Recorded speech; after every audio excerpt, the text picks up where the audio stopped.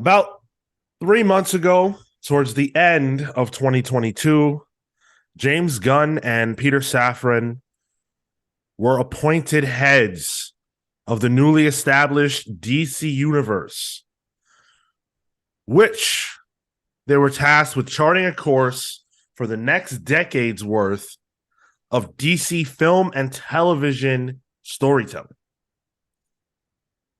On January 31st, the birthday of the great Grant Morrison, James Gunn made the announcement of what we now know as a piece of Chapter 1 of the story of the DCU on film, television, and as we now know, many other places. This was massive. This was a 6-minute video that James Gunn put out that I think everybody on Earth has seen by now. But there's more. There's more. There's so much. And we are excited to talk about it here today on the show. Sort of excited. I wanted to go live. I've been wanting to go live every day to talk about this. Like it's so exciting, the things that are happening. And so we're going to dive into it. I can't wait to hear what everybody thinks because Jonesing, dude. Collectively, we really haven't even talked about it. So like we've danced around it on Discord with everybody else, but we really haven't dove in too much. So we're going to be talking about all that. I think there's a lot of information that a lot of people don't have because there was a press conference that was held. And so if you don't really read the news on these websites, and you likely don't know everything, there's so much more that's out there. So the gang's all here. We're going to dive into all that here in just a moment. I do want to introduce the pals. Kale's What's here. up, hot dog? We got Marco. Here. Tyler. Hi, my little guy wanted to say hello at the same time. Put that away. Okay. Hey, put that away. That'll be fun for the audio Not a listeners. stream. And I'm Sean. And we're the Comics Pals. Hey, Sean. Hey. And we've got a big announcement to make. Big announcement. Uh-oh. Yeah. So the other day on Discord, I was fishing for some answers as to what books I should be reading by one Kelly Thompson. And the reason is because we're going to be interviewing Kelly Thompson. Yes, Kelly Thompson is joining the Comics Pals next week, February 11th. We're doing a special start time for this. It's very important. We're doing a special start time at 1 p.m. Eastern. Our show's very early. We're insane, but it's the East Coast, so it's only 10 a.m. Yeah. And when we have West Coast guests on, like we had Jeff Johns, it was 7 a.m. Dude had to drink some soda in the morning to perk up. Yeah. And so we won't be, treating Kelly Thompson that way. We're going to adjust ourselves for Kelly. So we'll be doing the show at 1 p.m. That's when the interview will be up and all that. We'll be live on Twitch, YouTube, where you guys know us, just different start time. And we'll be talking to Kelly about Black Cloak. We'll be talking about the Black Widow series that she did and whatever else we can get to. It's going to be a good one. Gambit. Oliver Rogan Gambit stuff. Good stuff. Oh, I never read Rogan Gambit. Oh, Mr. and Mrs. X, Sean. Yeah. Her Hawkeye run, her Kate Bishop Hawkeye. Definitive run for the character. The character's only been around 2 years. Like, that's not that big a deal. I feel like Kate Bishop really came into her own as like her voice with Kelly Thompson. It was also Leonardo Fernandez. Fernandez. Romero? Yeah. Romero. You're right. Kelly, you're right. Yeah. So yeah, Kelly Thompson. Yeah, I'm a fan. Next week, the 11th. Other than Tyler and I, Kale, Marco, have you guys read much? Kelly Thompson? I've read bits and pieces. Murphy recommends Gem and the Holograms all the time. Mm-hmm. And I made the mistake of picking up that book. But I haven't. Mistake. I haven't. Jeez. I haven't done a ton knowingly since then. I don't think. I'm excited to get into Black Cloak. Cal, why are you taking recommendations from that guy? Listen, His brain's There's rotting a- at this point. it's rotted, but it's rotted in the direction of story. And Fair. the problem is like that man knows the story. He just doesn't know anything else. It's hilarious. I think I might have read some Captain Marvel stuff. Yeah. Mhm. Was it with because I know Tamara Bonvillain was the colorist on some of it, but other than that, that's all I know. In my mind, when I think of Tamara Bonvillain's name, I think of her as Bond villain, Yeah. and I like it. I just like it. I always hear it as like bon vivant, even though Yeah, same. Bon but I also vivant. pronounce chandelier as chandelier. So Oh my god! it's just me. No, you don't. Chandelier? I mean, I'm pretty sure Kale does too. That didn't even remotely roll off the tongue. I've lived in France, so I don't know where you get off. I think Fucking American. I think Paul F. Tompkins as Andrew Lloyd Webber pronounces chandelier Probably true, because yeah. of Phantom of That's the Opera, probably true. and it's just imprinted Yeah. into me.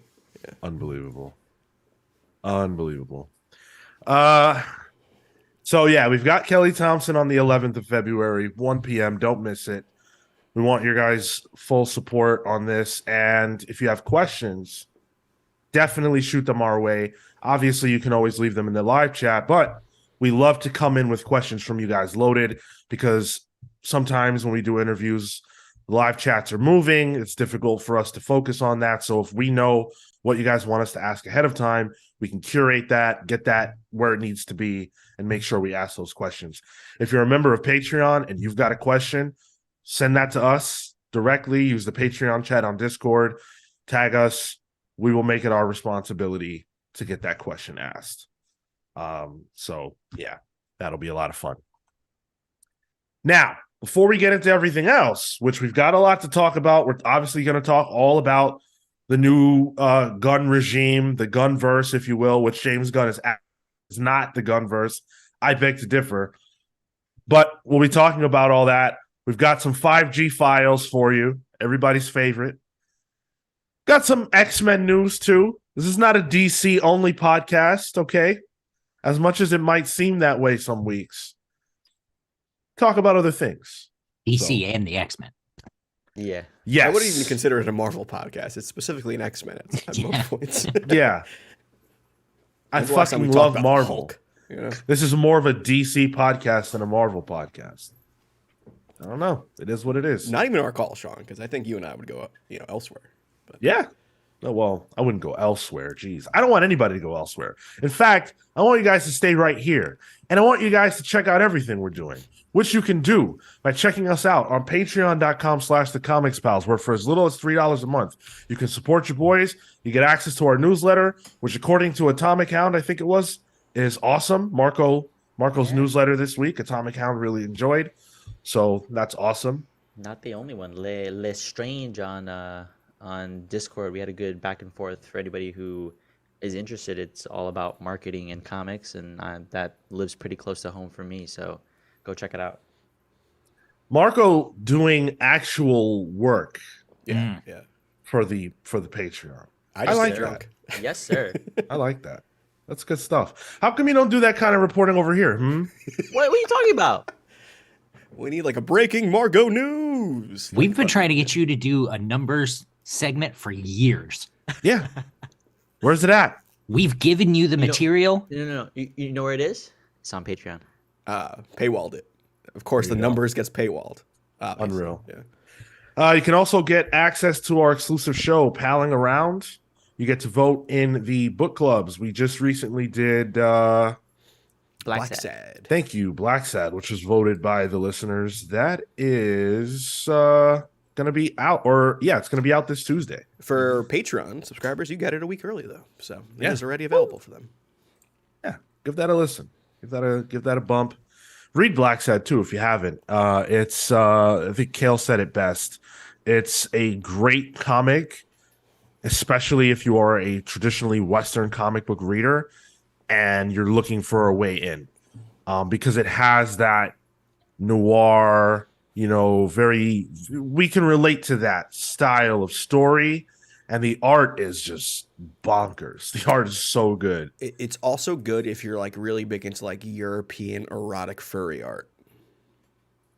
Boy, That was a reach. No, it's not. Wow. It's not a reach. There's like one panel. No. No. Read the book. why are you telling Marco to read the book? Trust me, I Reread it, hosted Marco. I know you hosted the show. Read the book, Marco.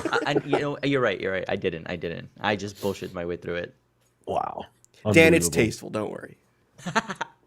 Well, we're actually, as you guys know, because we talk about it every single week, $10 or more tier on Patreon gets you a nickname on a shout out on the show. And today we are actually adding 2 superhero or supervillain nicknames and origins to our little pals verse, if you will. So I want to say thank you to Thunderstruck Rebecca Alejandro, the Night Stalker Harris Nijinsky, Brian Demolisher Del Pozo, Random Rocio, Kefis the Incorruptible, The Great Destroyer Hyper Viper 89, Momentum Mike Elliott, Starcroft's Catherine Stars, The Ultimate Fighter Snake of Talons, and joining the Pals verse, I wish we had a Smash teaser thing going, but that's okay. It's doable. Next time, it's doable. Yeah. We are joining the Pals verse is Diamond Dustin Whitley. So Diamond Dustin Whitley, why the face, Kale? Isn't that the name of Screech? From It's Saved by Dustin the Bell? Diamond. Dustin Diamond. Yeah. Accidentally did that, Sean. Yeah. That's right. Is his power Accidentally. getting shoved into a locker? No, Tyler. Jeez. I don't know. Or shoving people into a locker. It could be like a villain power. Well, Diamond's actually got an interesting power situation going on because the world, the Palsverse, the world we've been establishing, it's kind of a dark place. It's got like night stalkers and things like that. Like there's a lot of weird stuff going Real on. world. Yeah. And you never quite know what's lurking around the corner. And so Diamond, if you can picture the way that Emma Frost can turn her body into Diamond. Oh, I can picture it. Yeah, me too. A tier. Dustin can do that.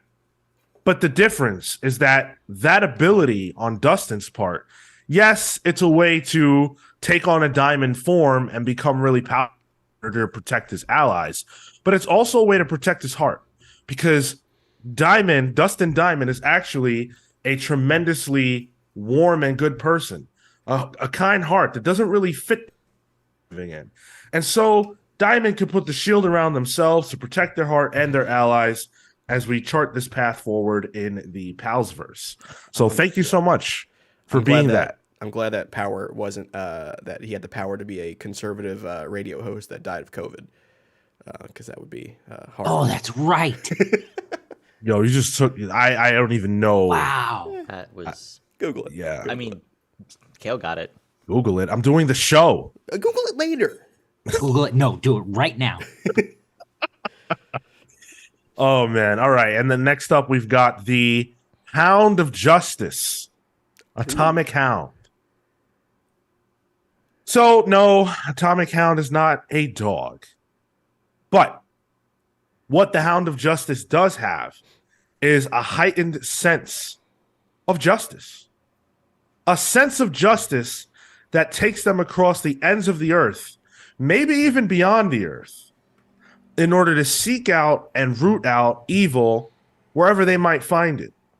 Now, they might not be the most powerful of the heroes and villains that are in the Palsverse, but when you've got a nose for justice, like the Hound of Justice does, evil can't run, can't hide, because justice is always around the corner. So thank you, Hound of Justice. Kale, is that the power of the character in It's Always Sunny that they make for a script? Oh, I don't know about that. I don't know about that. Where they show full on penetration. He's like this detective What? who's like just a nose and he sniffs out crime. Oh no. I'm pretty sure What? that is that, but I was gonna say it sounds like an Astro City character from the perspective does, of a robber, a bank robber that does just the smallest convenience store robbery, and Yeah. the Atomic Hound chases him down through to the ends of the earth. Does Atomic Hound have the ability to shapeshift into a hound to sniff out this justice? Sure. Or is it just human nose that's strong? Or is it even a scent? Is it more of a spider sense? He has a I was snout. thinking it's like a spider sense for Got it. justice. Got it. Yeah. Yeah. So he's not The just Columbo. like a double dare giant nose sort of situation. Atomic Hound says, "Hound of Justice, the Columbo of the Palsverse." Oh yeah. Damn. I love it. Atomic Hound. I love If it. you like Columbo, watch Poker Face on the cock right now. Really, really good stuff.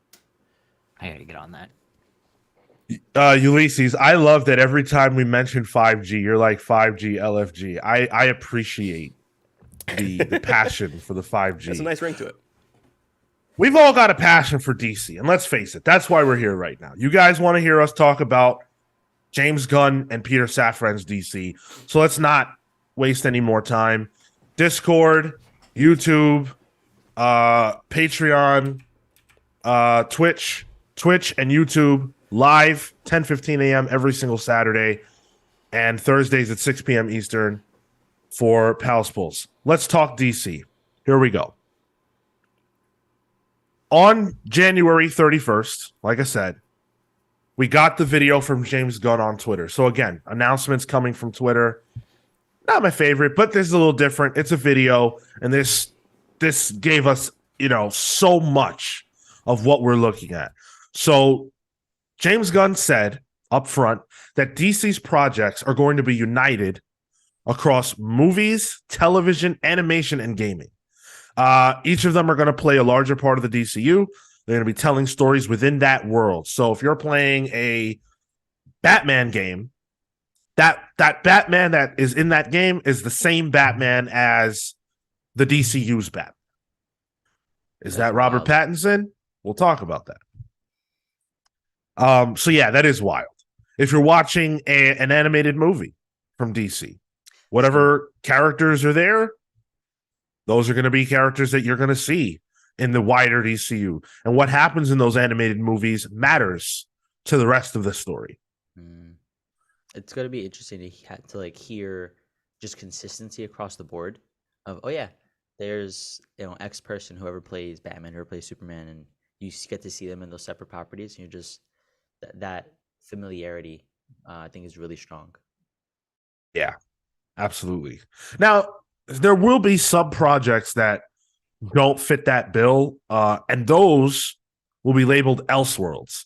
So they're using the Elseworlds branding for these different projects, like Todd Phillips' Joker, Matt Reeves' The Batman.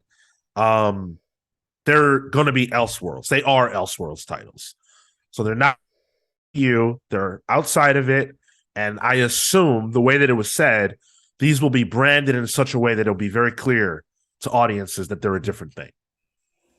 In fact, Peter Safran and James Gunn were pretty bullish about the idea that everything is going to be very clear. Audience confusion was something they specifically talked about, and limiting that. So we'll see how good of a job they do. Real quick, on the subject of Matt Reeves' The Batman, we actually got this kind of got buried because, there's bigger things at play. But it did get a release date and a title. So it's The Batman Part 2, October 3rd, 2025. Nice. Nice. Not much really else to say. Yeah, exactly. That's why it's not its own segment. Riveting. Yeah. Any other week, we have to make something out of that. But this week, we don't. Gotta stretch that. Yeah, it has to be something. So James Gunn talked about it's an 8 to 10 year plan. He talked about how what we have seen so far, what he's shown us, represents only about the first half of the initial chapter that James Gunn and the Brain Trust have put together. That chapter is called Gods and Monsters. So it's a piece of the first chapter. This is called Gods and Monsters. And I guess if you look at the slate, you can kind of see why, at least what we have access to right now. But I think we'll probably have a better understanding later. I mentioned a Brain Trust. Did you guys all know about the Brain Trust? Some of it. No idea. Nope. Because I feel like they did not. He didn't talk about this up front, and Yeah, that one passed so by. the Brain Trust is a collection of writers, some of whom are directly working on projects that DC's doing, but some who aren't. And these are the people who helped James Gunn put this whole thing together. So including James Gunn, of course, also Tom King, Yep. which makes a lot of sense now. Jeremy Slater, who worked on Moon Knight, the Moon Knight television show. Christina Hodson, who wrote The Flash. Crystal Henry, who wrote for the Watchmen television show. And Drew Goddard, who has worked on everything, but I think at this point most people know Drew from Daredevil, the TV show. So that's the Brain Trust. That's pretty good. What's her name? Crystal Henry, you said? Yeah. Yeah, that's a good guy because that Watchmen show, Yeah. arguably my favorite superhero show of all time. Yeah. If It's you up can even there, call yeah. it that, you know. Yeah. Right. Yeah. Yeah. I mean, this is a strong group. Crystal Henry, I think, is already at work on the Waller show. Wow. So, but Crystal and and Gunn and King are the only ones who have projects that we know of are actively in the works. Obviously, James Gunn is writing the Superman movie. We already knew that. But King is also working on one of the projects that we're going to be talking about here in a moment. So, what are these projects? Let's talk about them. And it's a very James Gunn slate. Very James Gunn slate. Mm-hmm. Very eclectic, very quirky. And I know that that's going to please a lot of people. We'll talk about it. Tyler's pointing to himself. He loves it. Start with the most important announcement. Nope, there, that's Sean. going to be towards the end, Marco. You got it. No. Definitely start with the most important one. Marco, I have Creature slides in every one. Commandos. Okay. Yeah, that's the first project that they announced. Creature Commandos. You come to a James Gunn video on January 31st, Grant Morrison's birthday, and you come to talk about Creature Commandos. Okay, James Gunn. Okay, that's how you kick things off with Creature Commandos. Honestly, that fits Grant Morrison's birthday, in my opinion. It actually does. Yeah. It actually does. So Creature Commandos is an animated series. James Gunn wrote all 7 episodes.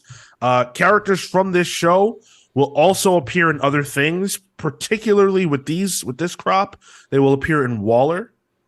And that's where that synergy starts to come in. So specifically with Creature Commandos, voiced and acted largely by the same cast of actors who will physically play them whenever they appear elsewhere, which includes Waller, which is a direct follow-up to this. It'll be crazy to see Junkyard Joe play the character in the background over there and see him live action. That's G.I. Junk- Robot. Junkyard Joe is going to play... The man who is Junkyard Joe is going to play the cartoon Junkyard Joe. Exactly. Yeah. Okay, got it. I smell a bit here, but I can't quite tell where it is. Hound of It's like Justice, a where are old- you? It's old familiar bit. Smells like Phil. Oh no, that didn't land. Do you guys have any familiarity with the Creature Commandos? No idea. Very little. Very little. Like I the only people I can tell is Weasel and Frankenstein. And that's all I know. Yeah. You can't take a swing at who the female character is there. Wait, don't know her. Sure, yeah. I mean, The wife? Sean Is that the bride Gunn of getting that- Frankenstein? James Gunn making sure his brother eats well, already casting him in something. Yeah. With Weasel making an appearance here. I wish James Gunn was my brother. Right? Me too. For real. Yeah. Well, here are the characters. And the idea is that Amanda Waller creates a Suicide Squad-esque team of monster characters featuring Rick Flag Sr. So, okay. Nina Mazursky, Dr. Phosphorus, Frankenstein, Bride of Frankenstein, G.I. Robot, and Weasel. So very weird group of characters. James Gunn said that this would have cost the studio $35 to $40 million an episode if they did it live action. So they went animated, which That makes makes a lot of sense. Cowards. And then the concept art and what we've seen so far, which is very little, looks like it's pulling from Jeff Lemire's Frankenstein Agents of Shade from the New 52. Yeah. Okay. Which I believe was also sort of inspired by Grant Morrison's Seven Soldiers of Victory. Yep. So that's how it all goes back to Grant. Oh. Yeah, I think did Grant create this iteration of Frankenstein? Yes. Yeah. it was I Seven believe Soldiers that's creation, what I believe. Yeah. Mm-hmm. So that's the first announcement. Up front, weird, but no reason why it can't be good. I mean, Look Why at the not? success of Invincible, or the success of Harley, or what's The other animated one? stuff for the most part is fairly successful. Yeah. Like I don't think it's that's not unreasonable to say. Yeah, they have a platform for it, so why not? Yeah. Even Velma, as much as people hate it, is doing very well. people hate watching. The Atomic Hound asks, is this a prequel or prelude, you think? It is a table setter in the sense that it's sort of establishing and Peter Safran directly talked about this. The first two projects lead into and establish the sort of world that we're dealing with. And then the first film, which is Superman, is where things really kick off. But having the knowledge of Creature Commandos and Waller takes you nicely into Superman and everything that comes out. It's also setting that gods and monsters theme too, right off the bat. Right. Yeah, okay. exactly. We also got a question in the Discord from To Plan 3 Kingdom. Is this in World War II? Do we I don't know? think so. I didn't see anything about it being in World War II. And I want to say they said that this was a contemporary story, so I don't think it takes place in the past at all. But I could be wrong about that one. I don't have a note for that. Up next is Waller. So Waller is going to be a live-action television series. It's going to feature Viola Davis and the Peacemaker team. So the actors from Peacemaker. And some of the actors and characters from Creature Commandos. So Waller is where all that's going to kind of come together. No word on Peacemaker season 2, which is interesting.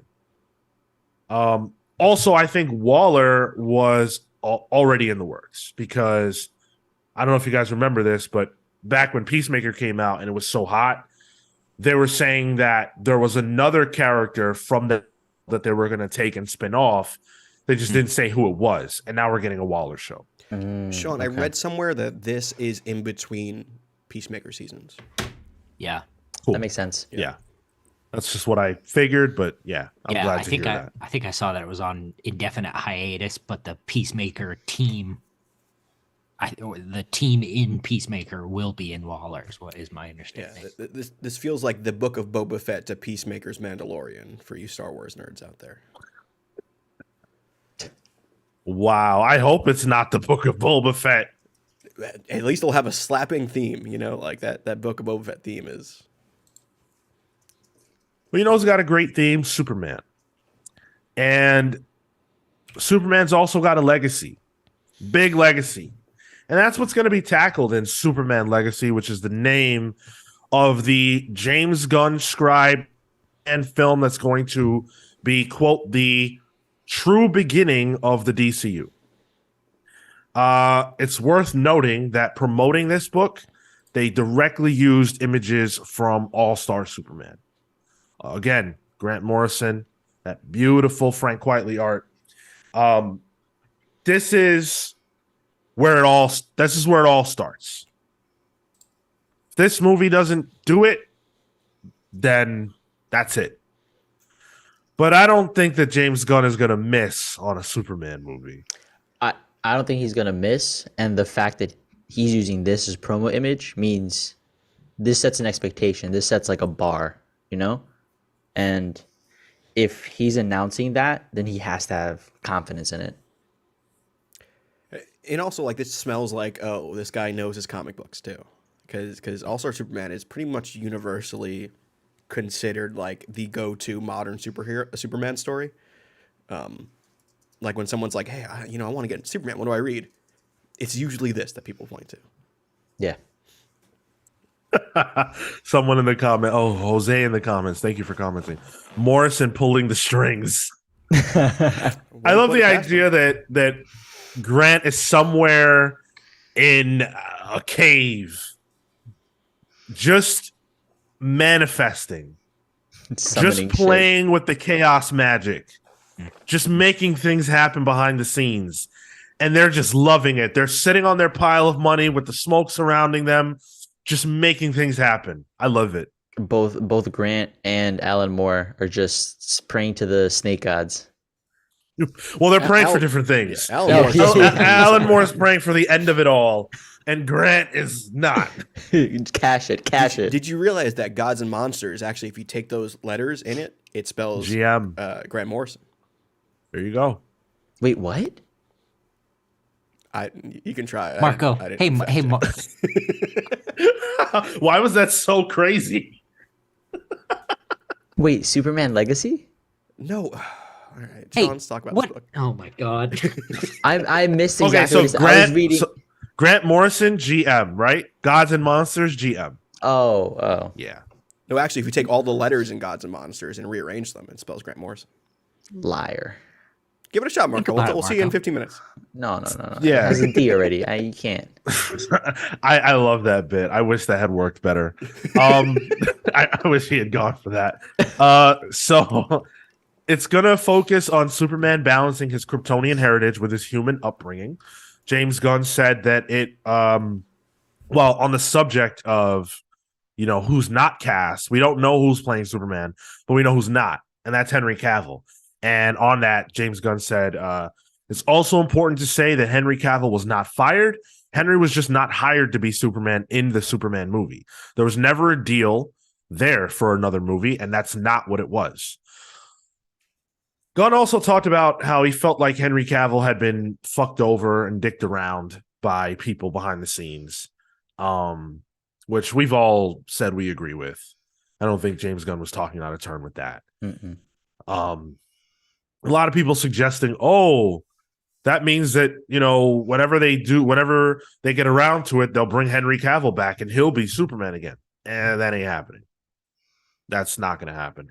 I've never been more clear on that. Yeah, maybe we'll get maybe they'll figure out a way to do like the Crime Syndicate or something. But as the core Superman, it ain't Henry Cavill. And it never will be.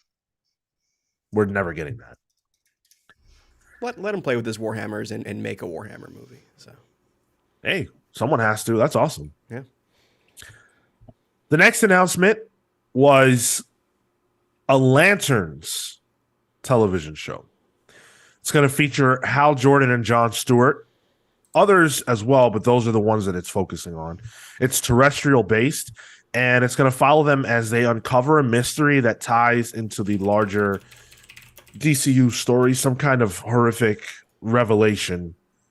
It seems like whatever the big bad is for the DCU is going to be discovered here. That's the vibe I got. Terrestrial base, on Earth? Yeah. Okay. Yeah. All right. Yeah. Okay. Interestingly, they used Gabriel Hardman's art from the Earth 1 books, which Yes. Gabriel Hardman does a lot of storyboarding for film. As far as I know, he had no idea this was happening because he tweeted about it. Well, Hardman was like, "Hey, I do this. Yeah. Call me. Look, Yep. I can come on board." To which they should 100% get Gabriel Hardman. Yeah. My question is, Jon Stewart have a yellow ring in this image? Yes. Interesting. That's what it looks like. Yeah. And this is very specifically Earth 1. Green Lantern, which was told by Gabriel Hardman and his former wife, Karina Becco. And I haven't read that, but I'm assuming based on that maybe John's got a journey I guess so, yeah. that might take him through the Yellow Lantern ring. Huh. In that book, though, Kilowog and Sinestro do show up. So Yeah. So that should be really good. That should be really good. and I don't know if you guys have watched this, but they mentioned they kept name dropping True Detective as inspiration for this. Yeah. Yep. And That's True cool. Detective season 1 is good TV. Insanely good. Yeah. Yeah. Phenomenal. Yep. Season 3 too. I liked it. Never saw it. Me neither. Me either. So yeah, this is hype. Very, very exciting. And this is live action. This is live action. Notably, a Lanterns television show of a similar style was already in the works. Right. They were going to do it was Greg Berlanti's big idea for a Green Lantern show that was going to be like taking place in 3 different timelines and all that stuff. Yeah. That's not happening. This is different than that, streamlined, it seems like.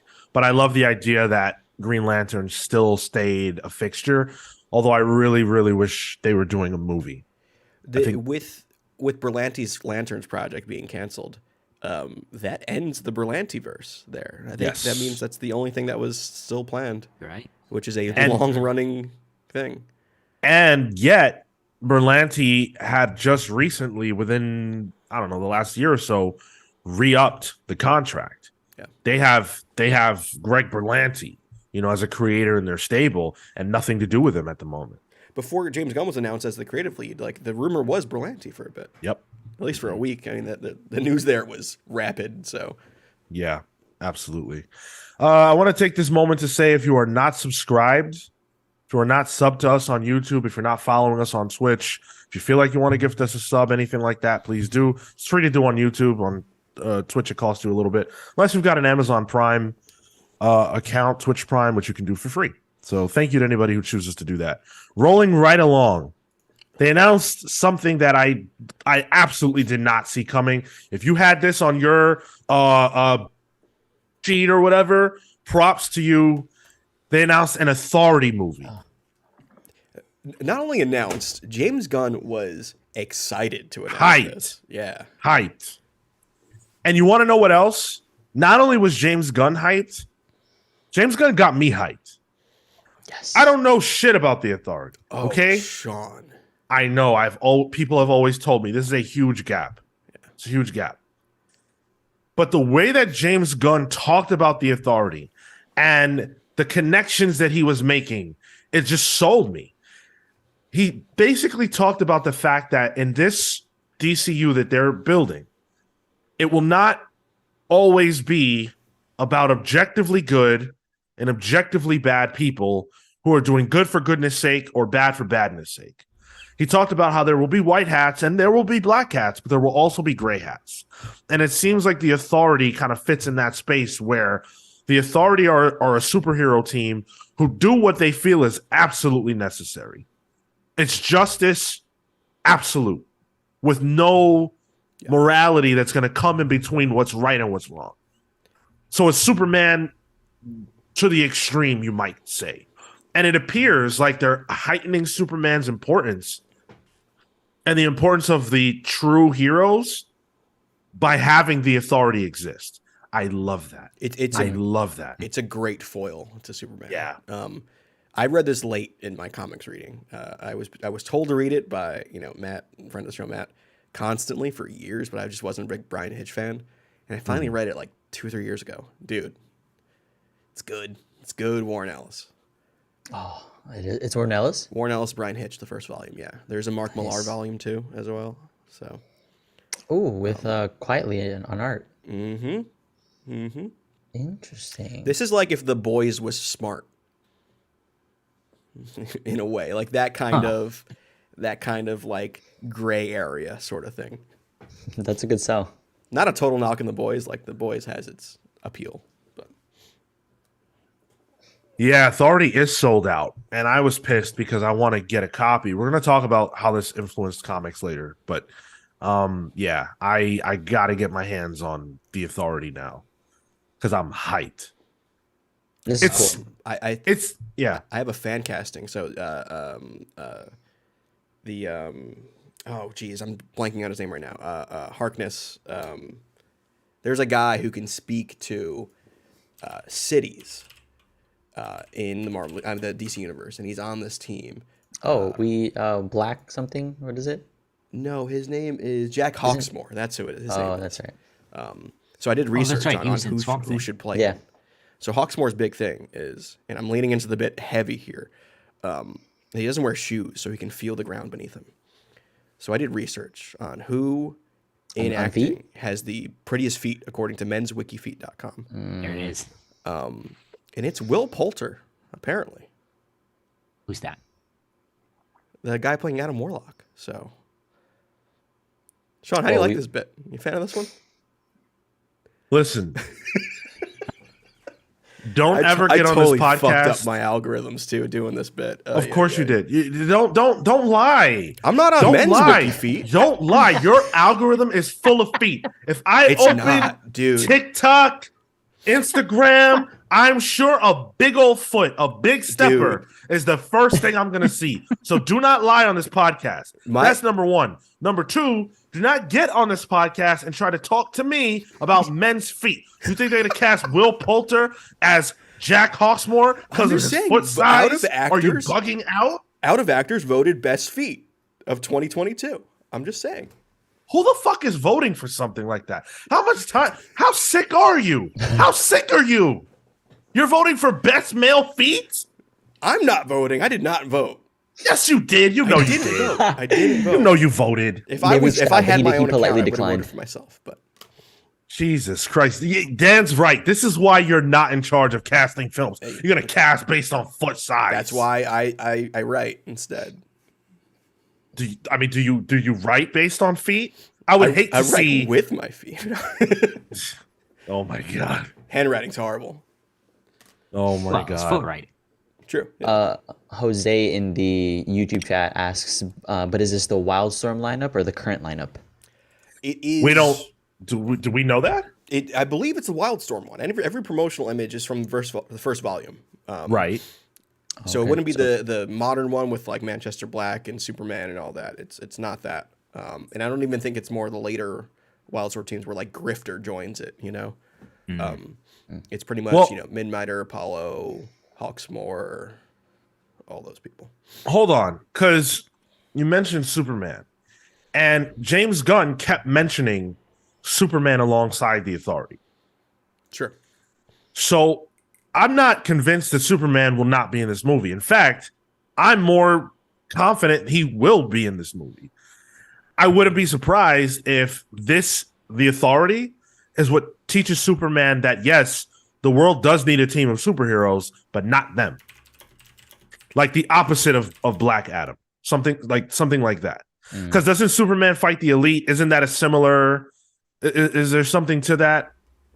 Maybe they could play that role? I don't think these ever really crossed over directly that often. You know. Yeah, I'm talking... But isn't there a book, Superman versus the Elite? That's an animated.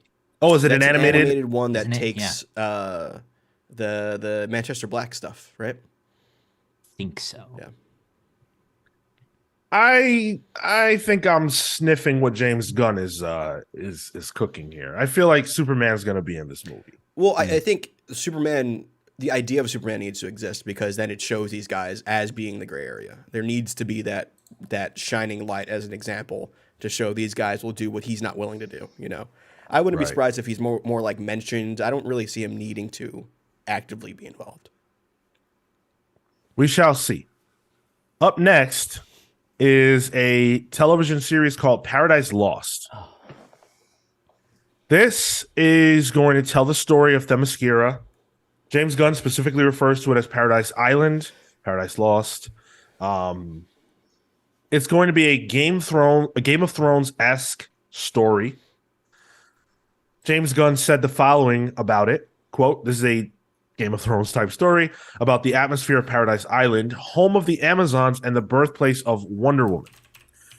And this involves all the darkness and drama and political intrigue behind this society of only women. It's an origin story of how did this society of women come about? What does it mean? What are their politics like? What are their rules? Who's in charge? What are all the games that they play with each other to get to the top? I think it's really exciting. This is interesting. It's a different take, and I think they're trying to capitalize on the fact that, high fantasy is like really popular. HBO is continued with the second set of Game of Thrones continuation, and so it makes sense to be able to want to jump in on that. But I think for you to, because the pillars that have been announced don't include Wonder Woman, I think this is a good way to see that growth in a very isolated place, similar to the fact that she will be isolated. She is separate from the rest of the DC universe, and I think that plays really well thematically until she gets revealed later down the line, whenever that is. I could see that. It's not that I'm opposed to this idea. I think a Game of Thrones-esque show about what James Gunn laid out could be very interesting. I just want Wonder Woman, and I don't feel like she's in this. I get the feeling that that's going to go down, and I don't love that. I hope she's not in this. I don't want this to be Gotham for Wonder Woman. You know what I mean? Where it's like, oh, Right. we're gonna be like, showing off, the world and kind of world build what Themyscira is and what the Amazons are. But we can't help ourselves, so we gotta put Batman in this. We're like Wonder Woman in this case. So I kind of hope they just stick to it just being about maybe like Nubia, showcase, Hippolyta, maybe even like the actual gods involved here, So I don't know. I would like them to introduce her in it. I don't think it's the same if you don't. How do you introduce Wonder Woman on a TV show? as a kid, Yeah. depends on which origin they go with too. If they go with like, if the final episode of the final season is Hippolyta forming clay, then like, all right. Nah, that would be whack. You just don't like Wonder Woman's origin. Got it. I like the what is it? Azarello stuff. Yeah, that's what I like. I like Yeah. the god stuff. Yeah. I mean, if that's the path that they go down, I like that a lot. I feel like we still haven't gotten just raw Wonder Woman. And it's frustrating. Like, I know a place where you can get that. oh my God, what is wrong with you?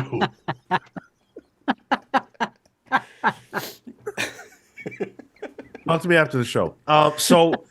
So I feel like in the first Wonder Woman, she's in. I mean, no, but in both, she's in the past. We haven't gotten modern Wonder Woman. Just doing what Wonder Woman does, saving people, being happy, being cool, being a badass, being a diplomat. Where is that? Like, why is it taking so long to just get that? Even the Snyder stuff was just like, oh, she's like a Bond girl. Like it kind of diminished who she was. I don't know if I'll go that far. I mean, I guess in Batman versus Robin or Batman versus Superman, I guess you could make that argument. But she was like, what? No, you cannot make that argument. She beat the shit out of Doomsday. Bond women don't beat ass. To be fair, I don't remember that movie. That doesn't surprise me, but I've seen that movie more than most people. Yeah. So that's the announcement. To answer the question of Atomic Hound, what comics will this be based on?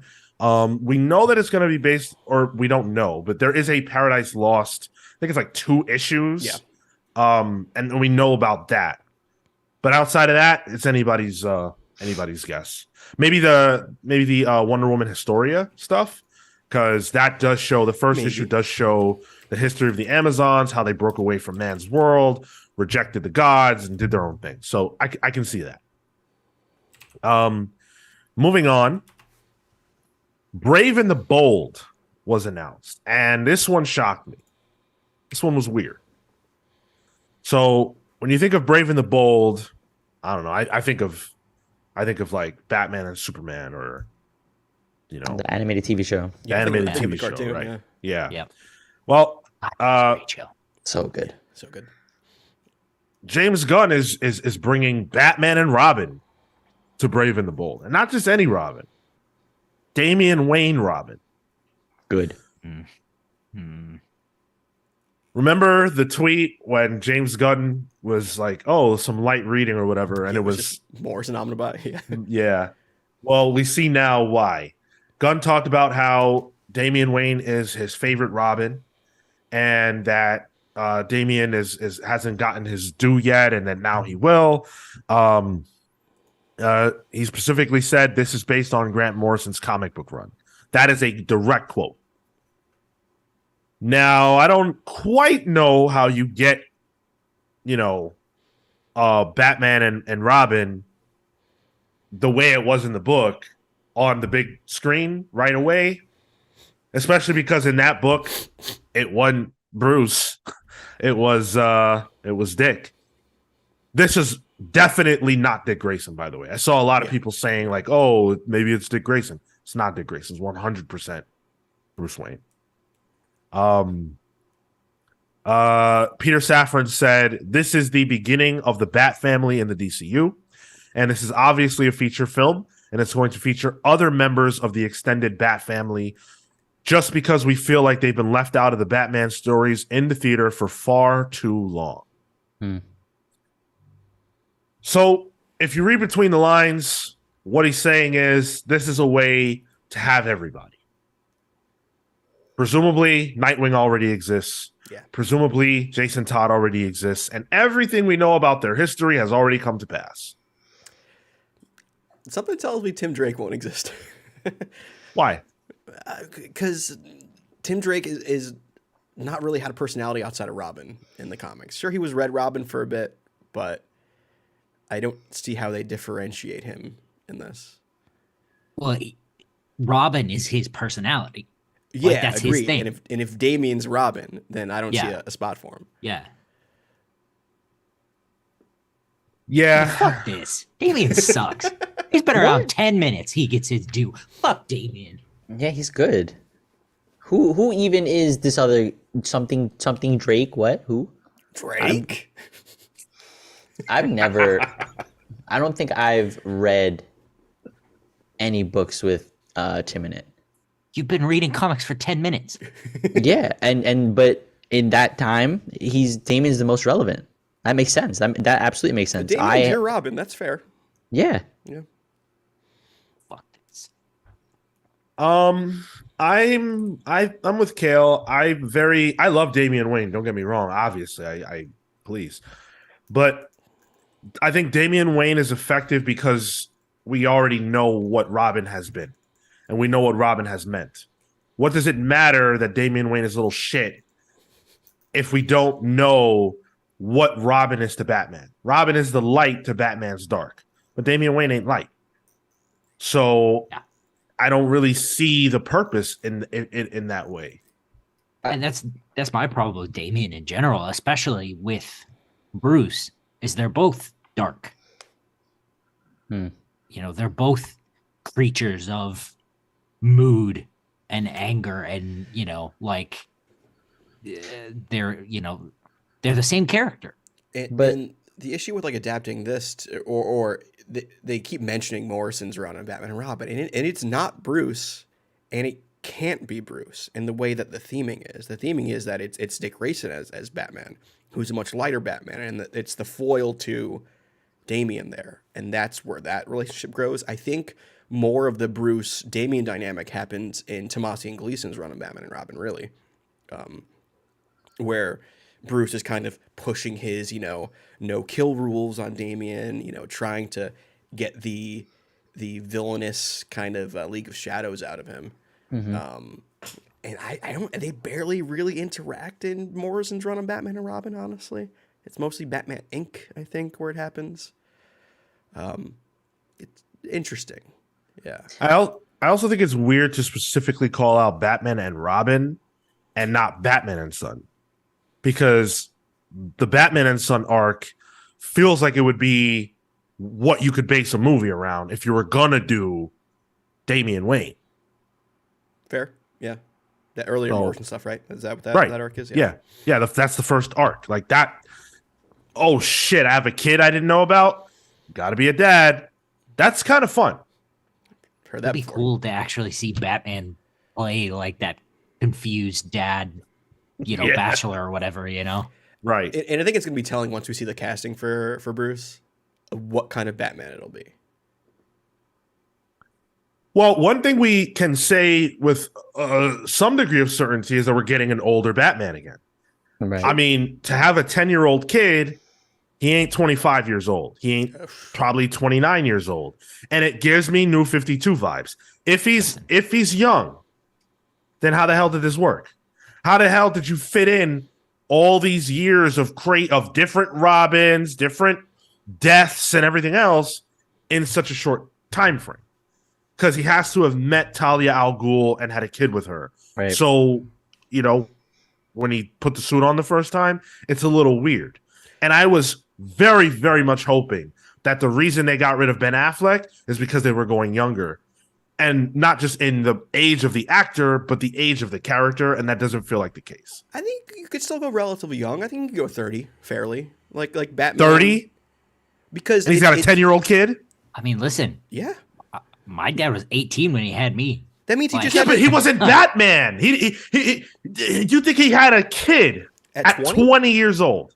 You gonna tell me early Batman on don't with the League pull? of Shadows? Yeah, possibly. You- When he's training and stuff.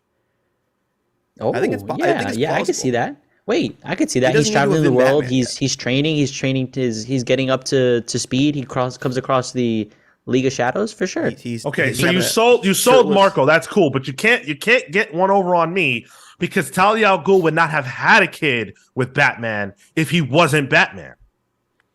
I think That's Ra's why did Ra's al something. Ghul and Talia were so into him.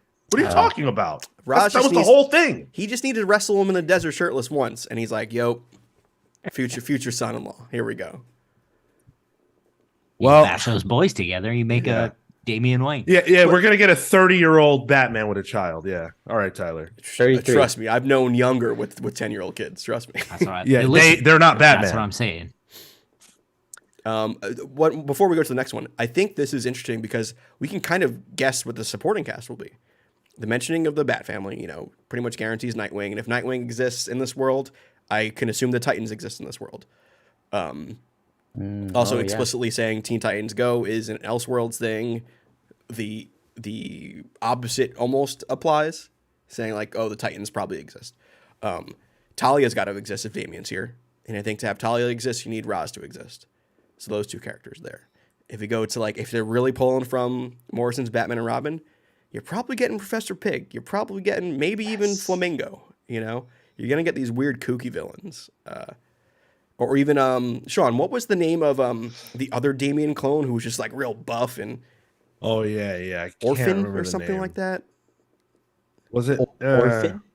I don't remember. Something like that. He was Bane status because he was just not cloned Yeah. correctly. But yeah, I mean there's some Heretic. interesting stuff they could play with here. The Heretic. Okay, Heretic, yeah. yep. Also known as the fatherless and the other. Damn, he needs therapy. Fatherless. Jeez. So what does this mean for Batman on film? Because now what we're talking about is once again two Batman. I had a theory. I had a theory as to why they're going down this road. I think Gunn and Co. don't want to step on the toes of Matt Reeves. Matt Reeves' Batman is obviously solo, probably going to be solo going forward. I don't foresee them introducing a Robin at this point. And I think because that is very much a singular, affair, a young Batman, they didn't want to do that within their proper DCU to avoid confusion. So they're giving us a Batman in a different stage of his life. I think that's fair. Lets people have different flavors. Man, I want John Hamm for Batman so bad. Oh, that's I've been on that crazy. train. Yeah, They gotta I do it think- that now. ship has sailed. I don't know, especially the way you're talking, Sean, about an older Batman with a kid and some history behind him. He doesn't need to be, gray-haired Ben Affleck old, but I think John Hamm would be just about right. Kale, what about Isn't this he guy? like 50? 51. Yeah. Well, okay. What if Ra's al Ghul, played by Jason Mantzoukas? Oh my God. I need it. That'd be buck wild. So next up, we got an announcement of a live action Booster Gold series. I knew I bought this for a reason. What'd you buy? What are you referencing? Oh yeah, we have a podcast. It is issue 1 of Booster Gold, first appearance. Whoa. In what series? Booster Gold number 1. Oh, all right. Just Yep. That's back when they used to introduce characters in their own series. get out. Well, comics have come a long way. Yeah, I know. This is one of the ones that we didn't really get too much information about. We just know it's going to be Booster Gold, and James Gunn likes Booster Gold, so Booster Gold, yay! This is cool. I mean, Booster Gold's a funny character, and I can see, in a weird way, I can see if the idea is establishing what is a good hero, what's a bad hero, and what's a bad person, what's a villain, and what's in between. I can see how Booster Gold fits into that, because Booster Gold's a person who came from the future, who's really kind of a shit, but he's got all this tech and he looks really cool, so he's a hero. But he's got to learn what it really means to be a hero, and this is the perfect age and era to do that in. Yeah. Also, once Peacemaker was announced, I'm like, all right, if this does well, Booster Gold's coming down the line. Like, it's that same kind of style. So we think this would be like more jokey, fun, adventurous. Absolutely. Yeah. Yeah, this could really have legs, I think, if it strikes the right chord. Yeah. I mean, he has his fans, so And then we might be able to see Ted Cord, and Blue Beetle's already be out at this point. So there's your universe there. the best F tier boy. We did make him F tier, didn't we? Oops. Yep. Sorry, Dan. Well, up next was Supergirl, Woman of dude. Tomorrow. Just get to the good one, man. We gotta jump through these. Honestly, hoops. out of all of them, this one has me the most excited. So they described it as a, quote, big science fiction film. The name, as of course the name implies, it's a specific reference to Tom King and Bilquis Evely's run. Tom King is working in the house, so that makes a lot of sense. I didn't realize that at first. I did not know that. So when I saw this announcement and I saw how heavily they referenced Tom King, I was like, wow, that's a lot of praise. And I guess James Gunn just really thought this book was awesome. But now it makes sense that Tom King's in the picture. So James Gunn said, "We will see the difference between Superman, who was sent to Earth and raised by loving parents from the time he was an infant, versus Supergirl, raised on a rock, a chip off of Krypton, and who watched everyone around her die and be killed in terrible ways for the first 14 years of her life and then come to Earth. She is much more hardcore and not the Supergirl we're used to." That sounds fantastic. It's have any of you guys read this run? Just the first 2 issues. I jumped off. I Yeah. couldn't do it. Yeah, the whole premise of Supergirl is kind of dejected, especially on Earth, and it's her 21st birthday finally. So she goes to a red sun planet so she can get drunk, and then because she loses her powers, things go wrong, and it's a big space epic after that. And she's goes into war. It gets real dark, but I love. What, in a Tom King book? Yeah, why war in a Tom King book? Yeah. Somebody goes to war? Yeah, I know. believe It's it. surprising. War crimes are committed in this book too, so that checks that one off. Ooh. This is something Supergirl's needed for a long time. Yeah. Do we think what's her face is going to be Supergirl in this? The one that's going to be in the Flash? No, surely not. I doubt it. That would be cool, but I can't see that being the case. even if she's still in it, I have no idea who's still in that movie anymore. I think it depends on how well the movie does. Because James Gunn is extremely high on The Flash. James Gunn actually said that The Flash is, quote, fucking fantastic. I mean, We'll see. yeah. What is he going to say? It's not that good, but we got to release it anyway. Yeah. Well, he heaped more praise on it than any of the other projects. Fair. Like he said he was really, really high on it. I mean, what's coming out next? Isn't it that? Yeah. None of the other projects are coming up. Aquaman, Shazam, and Blue Beetle. And Flash was the one that James Gunn was highest on. So we'll see. So, but Sean, I wanted to bring up one thing with Supergirl Woman of Tomorrow as well. Yeah.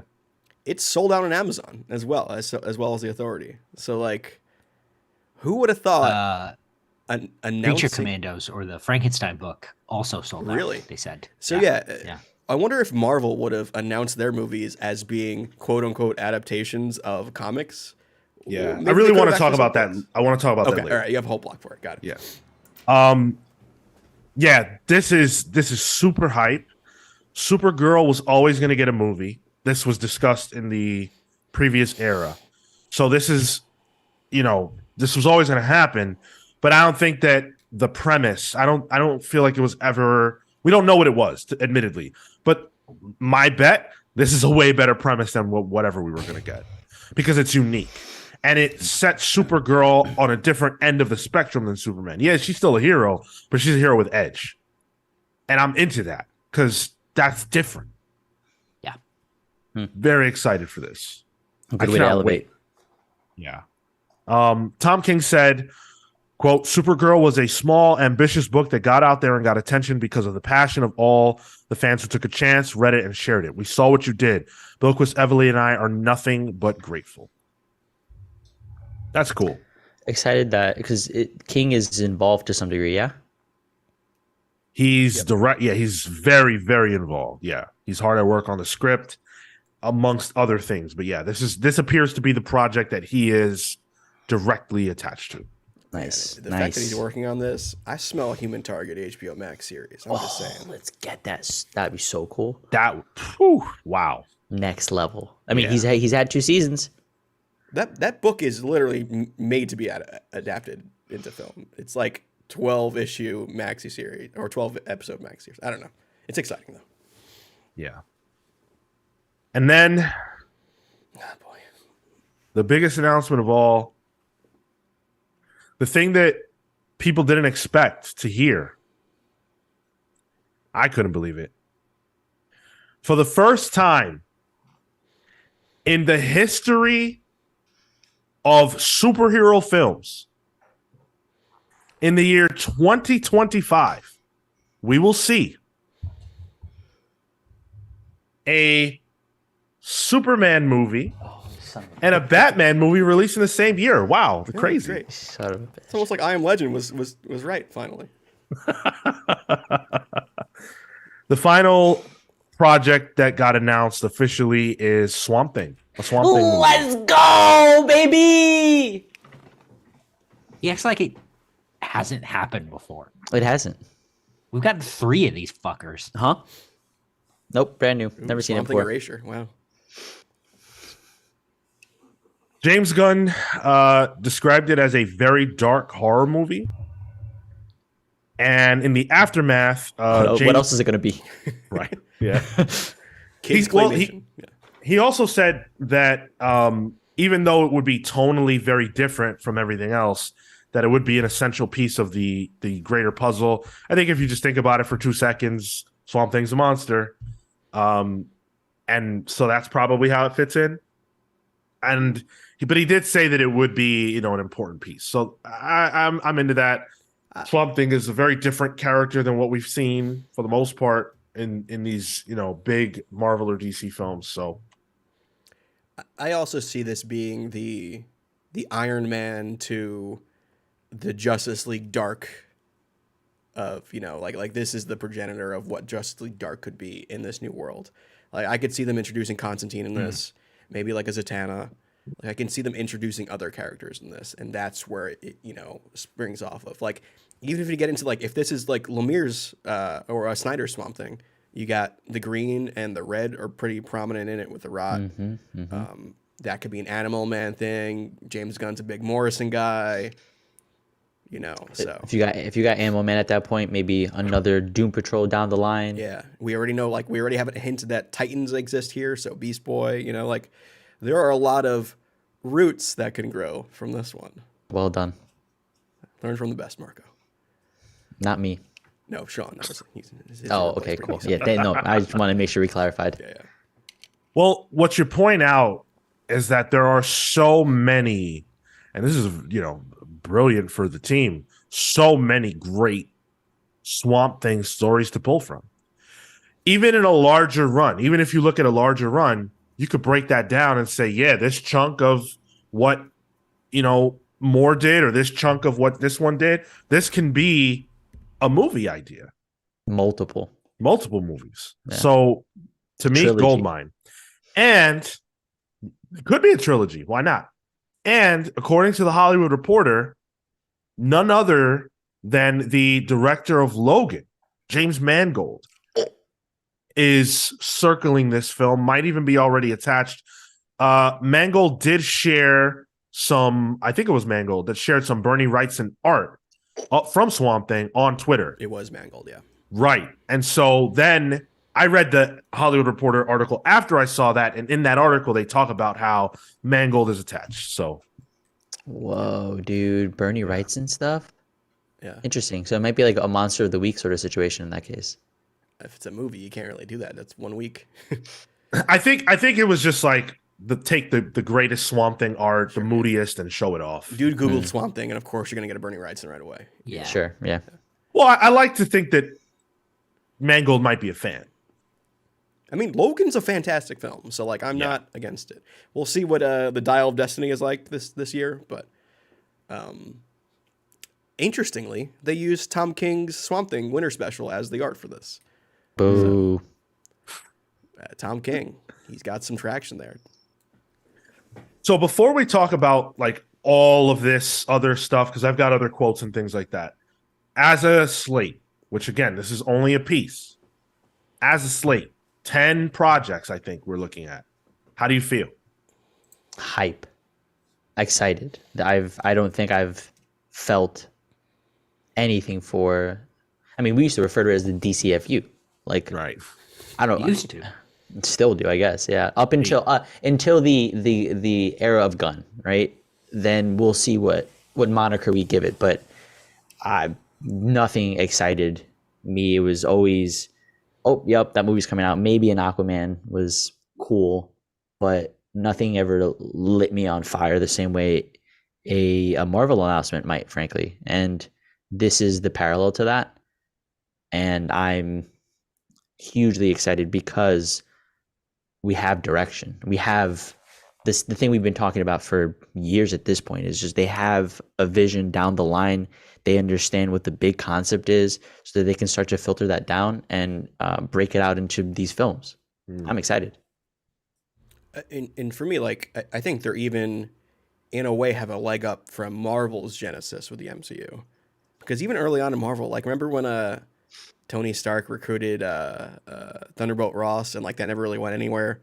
So like they were really just building to Avengers, you know. So they were making some little missteps here and there early on. Like the blueprint exists for that at Marvel, but Marvel already happened, so they can kind of tweak that to work with the DC universe. So I think creatively, I'm very excited, but it's still Warner Discovery, so I have to hedge my excitement just a little bit. That's a bit where I'm at. I genuinely, I think this is all cool. Man, I don't know if I believe it's gonna happen. Maybe we'll get Waller. I have a hard time, seeing another Superman movie getting off the ground, and Warner Brothers Discovery is it's a quicksand of a company, especially for movies. Like, I can't get excited for it. And the other thing too is, like, what if Superman doesn't do well? Yep. That like I think it's very dependent on that. If that doesn't do well, I don't think we get anything else. You don't think so? You don't think they're gonna commit? I mean, it also depends on where everything else releases. So if they're getting traction on Swamp Thing, so that might actually come out, you know. So there's no chance that they just put out Superman and then they're like, "Oh, this sucked. That we're done." They can't. That's just not how films don't get made that way. Like there will be a lot of things already, you know, in various stages of production. You can't necessarily stop. Warner Brothers isn't the type of company that would just can a movie they had completed already. Wait. Oh, you mean a movie that was going to be released to streaming services and die a death? Or a movie that was made for streaming services but then would have been released in theaters and die a death? I'm just saying. I mean, they put money into something and they were okay with like, hey, this isn't going to work out in the long run. Let's just can it. So they have the track record there. And especially all the things they just randomly pull off their streaming service and throw in the garbage. Like, I don't think that's ridiculous at all. I mean, I think that's ridiculous, but what Tyler's saying, I think is, I mean, you know, I don't think they'll be happy about it, but I think it's very well within the realm of possibilities. I've had weird mixed feelings about it because there's some stuff that I definitely don't love. I really, really, really was hoping for a younger Batman. And I just can't. Like, I don't buy your theory that he's going to be 30.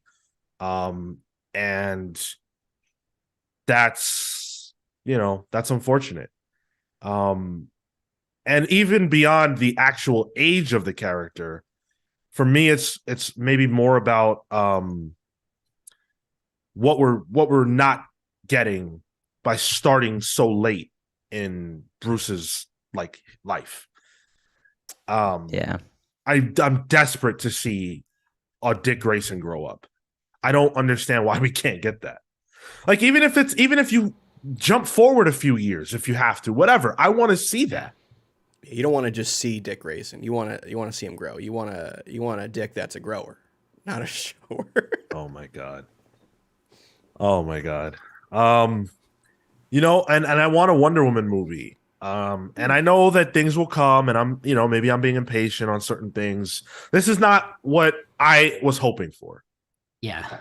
But I have hope because some of these ideas I think are genuinely really great. And I don't think that the prior regime would have given a chance to some of these ideas. I don't give a damn about creatures and commandos, you know, or creature commandos. Like, I don't care about that at all. But if it's good, it's good. And that's really, at the end of the day, all that matters. Is this the slate that I think brings people to the table? I don't think that when you get past the internet, because the internet is loud, I don't think that this is the slate that makes people go, yes, I am there day one. I don't think Creature Commando screams that. I don't think Waller necessarily screams that. I don't know that the Paradise Lost show screams that. It has to be really, really good. It has to be very, very good. It's lacking that Batman name. Brave and the Bold is cool and all that, but not having that Batman name in the title, I think that's a mistake. Overall, Sean, that's going to be called Batman Brave and the Bold. Let's be real. There's no way they're not leaving Batman out of the title for a movie. I hope you're right. Yeah. I hope you're right. Presumably it's not being written yet. So, you know, that's a fair point. I'm more excited about what is happening in the bigger picture sense. You know, that there is a plan that we can point to. Yeah. That's the hope, right? That's where that comes from, is a central idea. Yeah. And for me, this scratches my love of weird DC. You know, like Swamp Thing, sure, but that's kind of like a mainstream weird DC. Creature Commandos is weird. Booster Gold, kind of weird. And that's what I was hoping James Gunn would do. You know, he'd sprinkle in the more lesser known characters to kind of give them a platform. So I'm excited to see that as well. Oh, I'm not gonna let that slide, Tyler. Did you call me mainstream for liking Swamp Thing? Okay, I was one of the first people to like Swamp Thing. Swamp Thing is mainstream now. I'm sorry Yep. to tell you that. You know what? Cancel it. Just throw him back. Even the DCFU like opening title, he's like right next to Green Lantern. Yeah, he is. Yep. So, Marco, does that now mean that you will become a Man-Thing fan instead? No, I'm gonna come the Heap fan. Lost boy. me. Yeah, even me.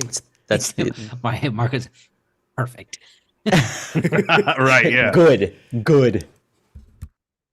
So I want to read a couple of Meteor quotes just because there's so much in these that I want to tear apart that James Gunn and Peter Safran said. So Gunn said, a lot of people think it's going to be Marvel 2.0, and definitely I learned a lot of stuff at Marvel. I think we have a lot of differences. We are telling a big, huge central story that is like Marvel, except for I think we're a lot more planned out than Marvel from the beginning because we've gotten a group of writers together to work that story out completely. But we're also creating a universe that's like Star Wars, where there's different times, different places, different things, or Game of Thrones, where characters are a little bit more morally complex. I like the idea of these characters being morally complicated. To me, when I think about DC, I do think about, these big characters who have big stances on morality and what's right and what's wrong. But I also think about the fact that there are characters that exist in the margins of that. And I like bringing that to the forefront in a way that, frankly, Marvel really hasn't on the big screen. They're pretty, one or the other. So I like that idea. I also like the idea that it's planned out. Marvel was important part. Yeah. I mean, looking at this in comparison to Marvel's super homogenized in theme, in tone.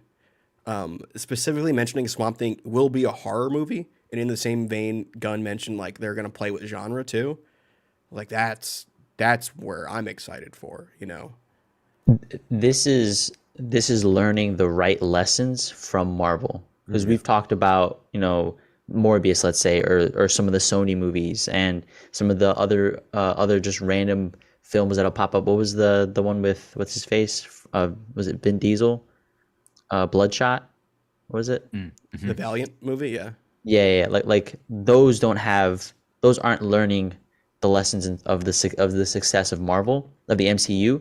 This is, and it's building and iterating upon it, and that I think is the strongest point. And the guy who's running creative was the guy who was in the machine of Marvel already. Exactly. So he has that. He has that insight. He knows the muck of it all, and he's able to take that and like put it together into something. Gunn also said, we all know it's been a fucked up road for many of the DC characters for the past few years, and things haven't been together. I think there was basically no one minding the mint, and they were giving out IP to any creatives that smiled at whoever was in charge. I feel like someone said that. I feel like there was a group of people that might have talked about that very idea. Like, we talked about that at length. They were throwing shit at anybody. Oh, The Rock? Yeah, shoot, we'll give you Henry Cavill if you want him. Whatever. And that's also like evident in the fact that like they made Black Adam a tentpole movie. They even made the main comic that was out at the time, the big event book. The climactic scene was Black Adam shares his powers. Yeah. Like James Gunn is the type of guy I think would realize, like, I don't know, Black Adam ain't Superman. As much as The Rock smiles at you and flexes at you and gives you the eyebrow, like he's not that guy, pal. Yeah. I like to imagine the people on the board are just like sitting around. He like raises the eyebrows, and they're like, oh, yeah, do it again. He gave him some of his tequila. Yeah, get him a book. Get him a movie. I think this was my favorite part of what Gunn had to say. One of the things I really liked about when I went to Marvel was that there was no outside producers. What I've always found is problematic on films and hurts the quality of films is the triangulation that happens between studio producer and director. And that people start creating little waves going behind each other's backs, and everything just becomes more messed up in this vying for power.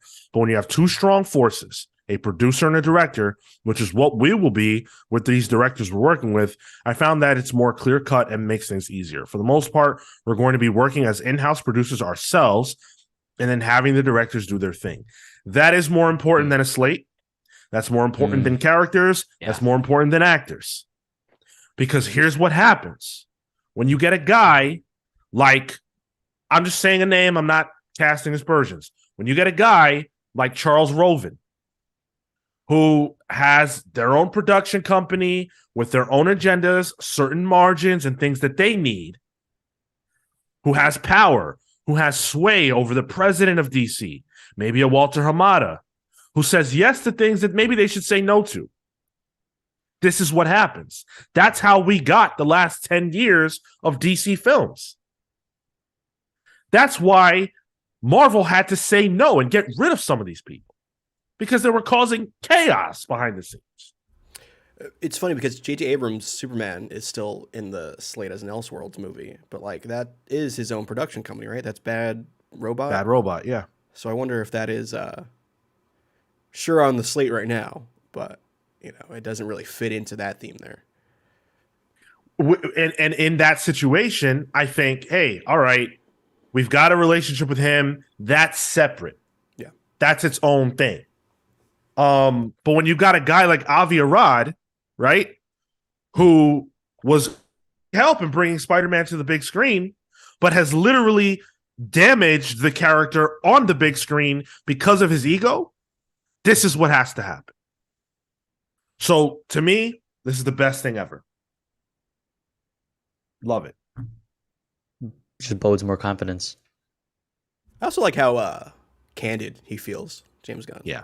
You know? Yeah, he's just letting it spill, dude. That makes me think he's really in charge. Is because now it's like, okay, I've got the keys now. I'm gonna say whatever the fuck I want. Right. Remember a few weeks ago when you guys were like, "Oh, I don't want him to keep tweeting out. I don't want him to keep talking." And now you don't want him to shut up. I still feel that way. Yeah, no, I still very much want him to shut the fuck up. Yeah, like this was a video, and the quotes I'm reading didn't come from that. These quotes are from the press conference. Yeah, I am all about no more talking. Like, this is it. We know the movies. Yep. We know the slate, the first half of it. That's it. No more. Yeah, if maybe, 5 years from now he wants to do another one of these videos, sure. That's fine. Like, for example, where in this did I mention whether or not it's a full reboot? I didn't, because it wasn't in the announcement and it wasn't in the press conference. He talked about that on Instagram. Someone brought up, how is it possible that Viola Davis is playing Waller? Doesn't Flash reset everything? Which James Gunn said in the video. And then he said, no, it resets some things, not everything. So what's it not resetting? I wonder. The part of the DCU, the old regime that James Gunn worked on. Yeah. To be fair, Henry Cavill as Superman. To be fair, this literally is what the New 52 did. The New 52 was not a full reboot. Yep. Like, it was like, oh, well, we got, bring back Batman, but like Green Lantern's still around. Keep Green Lantern doing the same thing. Keep the Flash stuff coming around. It's not out of the norm for DC. Yeah. Marco said that like it was a gotcha. I did. Yeah, you're right. Sanji in the chat said, been waiting for you guys' take on this. You guys are the best for all things nerd related. Thank you so much. Nice. Good stuff, Sanji. I'll see you on the Thousand Sun. One Piece. Got it. Yeah. I was completely lost. The coolest thing about this, though, is that it also affects comics. It affects the industry. Oh, okay. Right. Yeah. These books, pretty much all, or these stories rather, pretty much all these announcements were attached to imagery that directly links to a comic book that exists, to a run, to an arc, whatever it is. Mm-hmm. And they said the names of several of these. And that was so important. And what I learned from James Gunn is that he's got a respect for comics. He's a lover of comics. And so in his mind, yeah, let's sell some books too. And that's why he's been so connected with Jim Lee.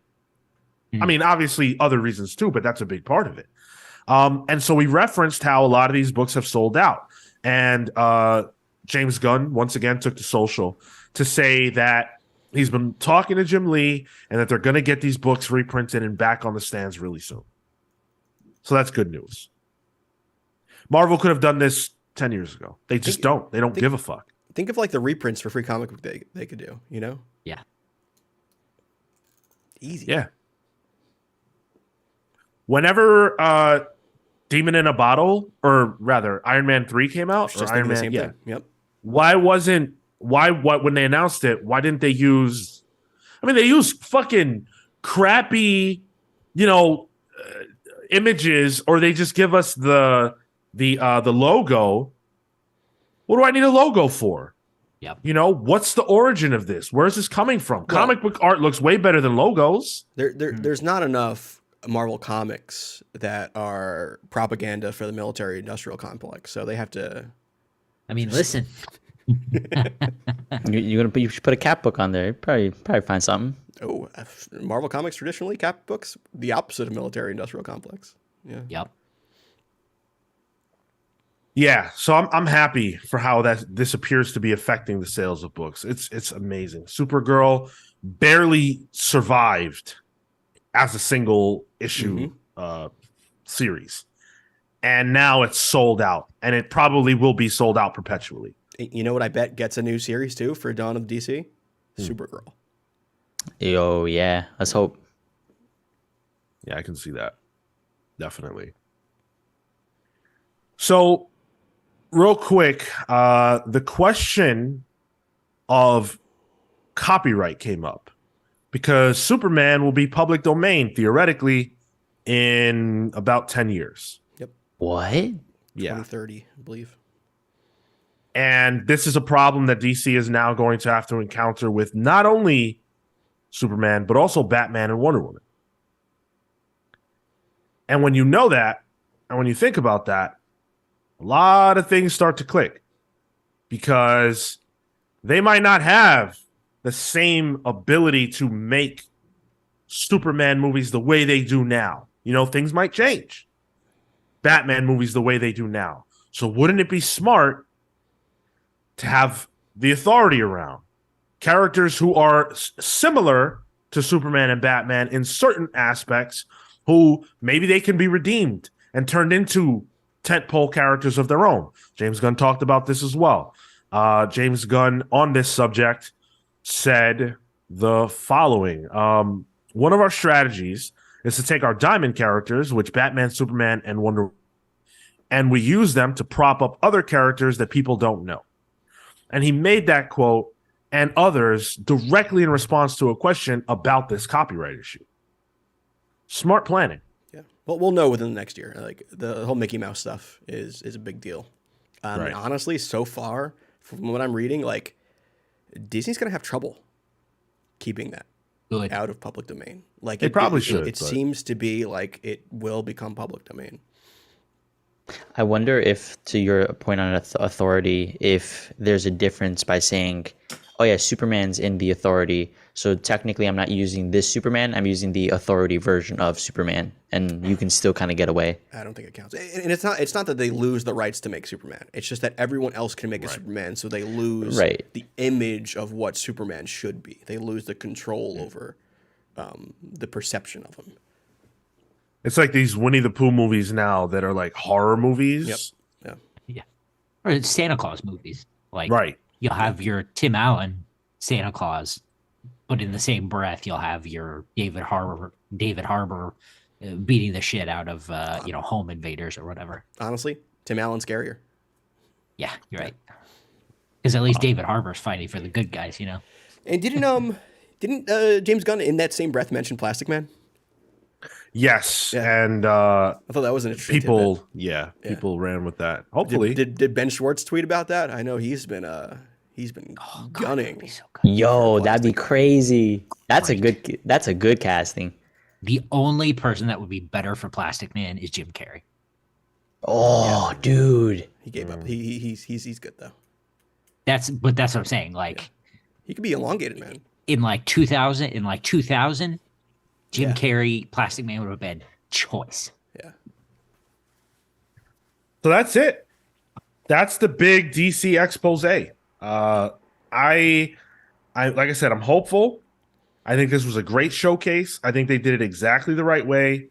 I think Marvel could learn a thing or two from the way they did this. And at a time where we're kind of down on what Marvel's been doing, the fact that DC kind of swept in and was like, hey guys, we got Superman, we got Batman, what's up? I'm into it. That's actually a really good point. We're in a lull with Marvel, and for them to capitalize on some of that, maybe not burnout, but the disinterest coming out of the previous like phase, that makes a lot of sense. And I also like how this whole thing makes Gunn feel like a true creative too, because they said, oh, you'll find out, by January, and like a true creative, James Gunn does it on the last possible minute. Love it. Love it. Love it. Love it. If you're in the chat, let us know which of these projects you are most looking forward to. And I'm also very curious, which project do you wish they had announced that they didn't? So twofold question there for you guys. Let us know. As we move the show forward, we've got questions. We've got questions. And we've got comments. So Tyler, take it away. Hold on, I'm getting to the right slide. Yeah, so we did have some questions. Where's my Wildcat buddy here? Supergirl, Swamp Thing. There we go. All right. So we had some questions from, first one we had was from Ouroboros Snake on this week's Pals Polls. Appreciate y'all's points through the video. Marco really made me happy to hear he would support physical to increase the quality. We absolutely have to do what we can to support comics. I'm committing to it. I'm going into the office every Wednesday now, and I will go and pick up Pals Polls books there. And I have to get it at Midtown Comics. It's the closest one. I don't know where else I can go that's around here. So, we make do. This is just Starship Troopers. I'm doing my part. Yeah, Marco's face in it. tell me off air. Look, I'm happy for you, Marco, and I think that's a great decision. And I appreciate what you're doing for the industry. But I am going to take this opportunity to officially to officially and let you know that I won. Because for years, you came on this podcast and you made fun of me for buying physical books. And you talked about how much space you have and all these different things that you talked about. Well, guess what? You ain't going to have space anymore. It's over for that. He's got a lot more space now. He won't for long. Actually, what there's like a shared table in one of the whatchamacallit, like in one of the hallways over here, and like people can drop stuff off if they don't want it. So I have a little thing that says free comics, and I've been putting my comics there. Oh, so you're the weirdo who lives in the apartment building. He buys them and then just gets rid of them. Sean, nobody likes and I told you so kind of guy, all right? No. You see your way out of this conversation because I've been doing this with Marco for 7 years or whatever it is. I know. So this is very personal. It's a bit. It's fine. This is very personal, and my friend Sean calls me out on it. Yep. Absolutely. As I should. Yeah, it's a personal debate between Sean and Marco. As two diametrically opposed forces, of course Sean calls you out. We should do like a debate show. Hey, great idea. Yeah. Next. So some guy named Dan Trudeau on Pals Polls mentioned, great show as usual. The Silver Surfer review brought a question to my mind. Are there any characters or books you guys have always wanted to like more than you actually do? Silver Surfer has been the character for me. I really like the Slot Allred run, but not so much because of the Surfer himself. You mean the Marvel Doctor Who run? Because that's what that book was. Oh. You know about the Tom Baker run? For a while, for me, it was Superman. That was my answer to this that's question. changed more recently. Once I kind of got into All-Star and I got to, I think post New 50. Once they gave Superman a kid, That's where it started clicking for me, honestly. I think right now it's Wonder Woman. I'm desperate to love Wonder Woman in the comics, and I've read certain runs that I think are good. Like I love the Greg Rucka, Nicholas Scott that they did. I thought that was fantastic. Gail Simone did some really great work with the character. Brian Azzarello. But she doesn't do much. And it's weird to me that she doesn't. If every event that they have, I feel like Wonder Woman's just there.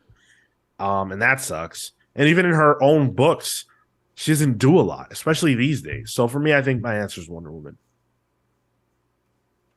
I think mine might be comics Captain America. I like Chris Evans and his Captain America a lot. But Wow. I just cannot get into comic book Captain America. I just reeled from you saying you like something MCU related. Like it Yeah, that was literally made crazy. my stomach feel weird. Listen, I had a time where I was like you. I haven't always been like this. The world grizzled you. This podcast grizzled them. Marvel grizzled me. I think it's Daredevil for me. And That's insane. well, Sorry. No, we all three of us had the same reaction to that. I've read like a few things here and there. When we did the book club for what was it? Oh my God. Again? With Miller, with Frank Miller. Probably Born again. Born again. Yeah, Born Again. Like there was so much hype around it, and maybe it got built up in my head, but I was just like, it was good, but I wasn't over the moon about it. The Devil's Reign stuff was a lot of fun, but I took that to be, this is an event, right? This isn't like the character necessarily, because there's a lot that plays into that, a lot of tie-ins and stuff. And otherwise, I don't know like where else to start. And I would like to like the character, but he doesn't interest me outright. Oh man. Dude, There's Daredevil so much. is the most consistent comic within the last 30 years.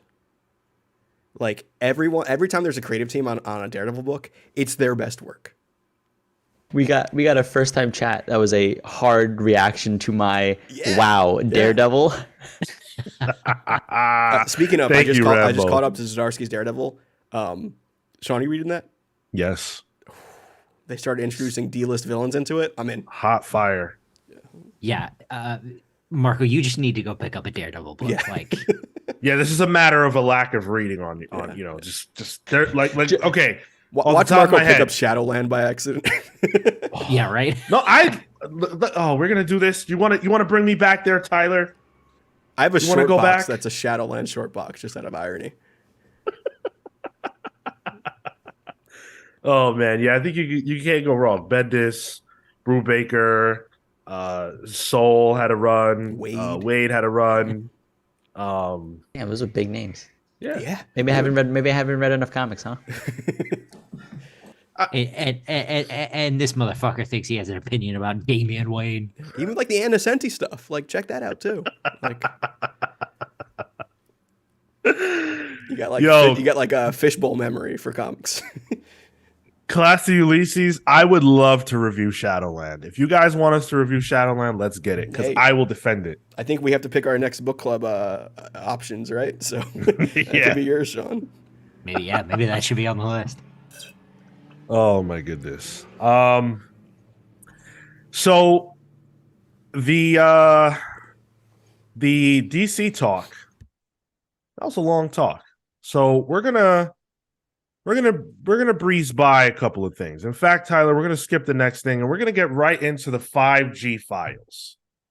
I made a cool 30 Everybody's rock favorite. image for the next thing. Jeez. All right. It's fine. Sorry. So sorry. It's fine. It's just my time. And effort. It's fine. The hell do you want me to tell you, man? No, it's fine. It's fine. Yeah. So if you have been following the 5G files, which we are able to bring to you guys courtesy of Rich Johnson over at Bleeding Cool, who has done a tremendous amount of reporting and research into what was supposed to be DC Comics' future, which was 5G, would have started in 2020, and it would have seen a real radical shift for DC, going away from the Trinity into a new Trinity of the exact same mantles with different people wearing the costumes. And it would have seen Superman and Batman, traditional Superman, Batman, go away.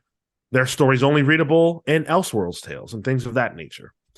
Where we left off, we had talked about Swamp Thing and how Swamp Thing was the only character and story that was fully realized if you go based on what Rom V was able to accomplish, Rom V and the Spicers, or Rom V and the Mics. The Mics. The Mics.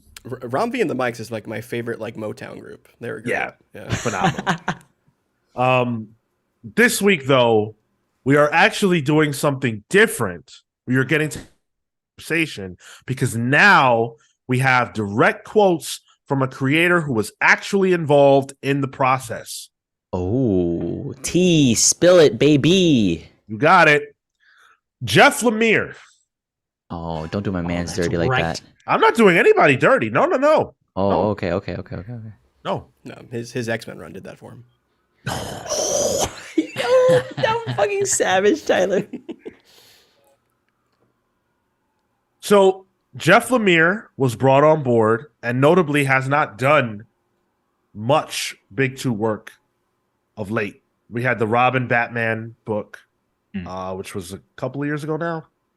But outside of that, not much. 1 year ago. 1 year? Okay. Say. A few months ago We now. did it on Pal's Pulse. Pal's Pulse has only been around for a year and a half. I thought Pete was still here when we were reviewing that book. So No. Yeah, it must have been when it was announced or something. yeah.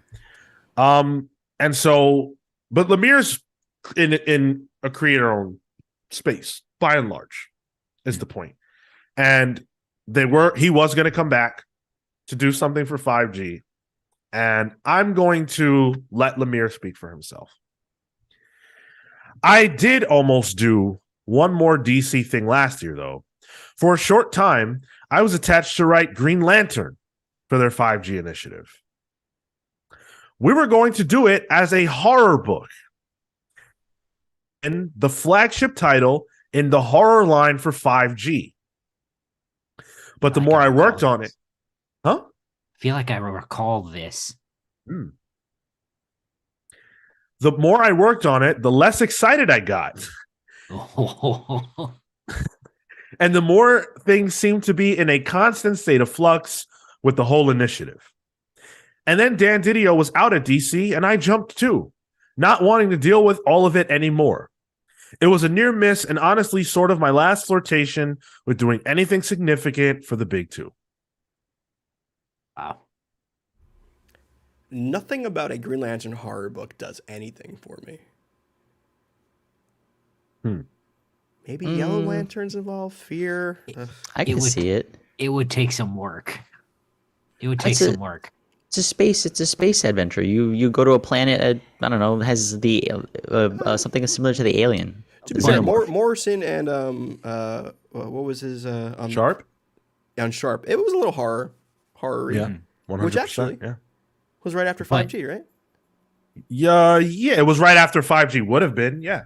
Yeah. I wonder if they were like, hey, we need a horror Green Lantern. We still have some stuff on the table. Get that guy who's writing us a fascist Superman. It'd be tough to write a horror book where your protagonist has a ring that literally does anything your imagination wants it to. I love when you guys discuss things and I haven't even told you anything yet. I love it. Sorry. No. That's exactly what I wanted because now I'm going to flip the table. Okay. Oh, Real Housewives of New Jersey style. This wasn't traditional Green Lantern. This was Green Lantern from the Tangent universe. Sorry? Now. What? Is Go that ahead. the one with the it's like I think it's like a Chinese lantern. She's covered in sort of You got it. This is probably going to be very disrespectful, and I wholly apologize. She's covered in like drapery, and she's carrying a big shepherd's crook with a lantern on the edge of it. And it's all Wow. green. Wow, you literally nailed it. Wow. 100% nailed it. And it was Lois Lane. What? What? Yep. That There is was three of buck wild. Yeah, one of them was Zatanna, one of them was Lois Lane, and one of them was just a twin of somebody else. So here's what Bleeding Cool says about it. A previous event developed from ideas by Dan Jurgens and published by DC Comics in 97, Green Lantern was a woman with a lantern which, when placed upon a grave, could bring the dead back to life just long enough to complete unfinished business. It was created by James Robinson and J.H. Williams III.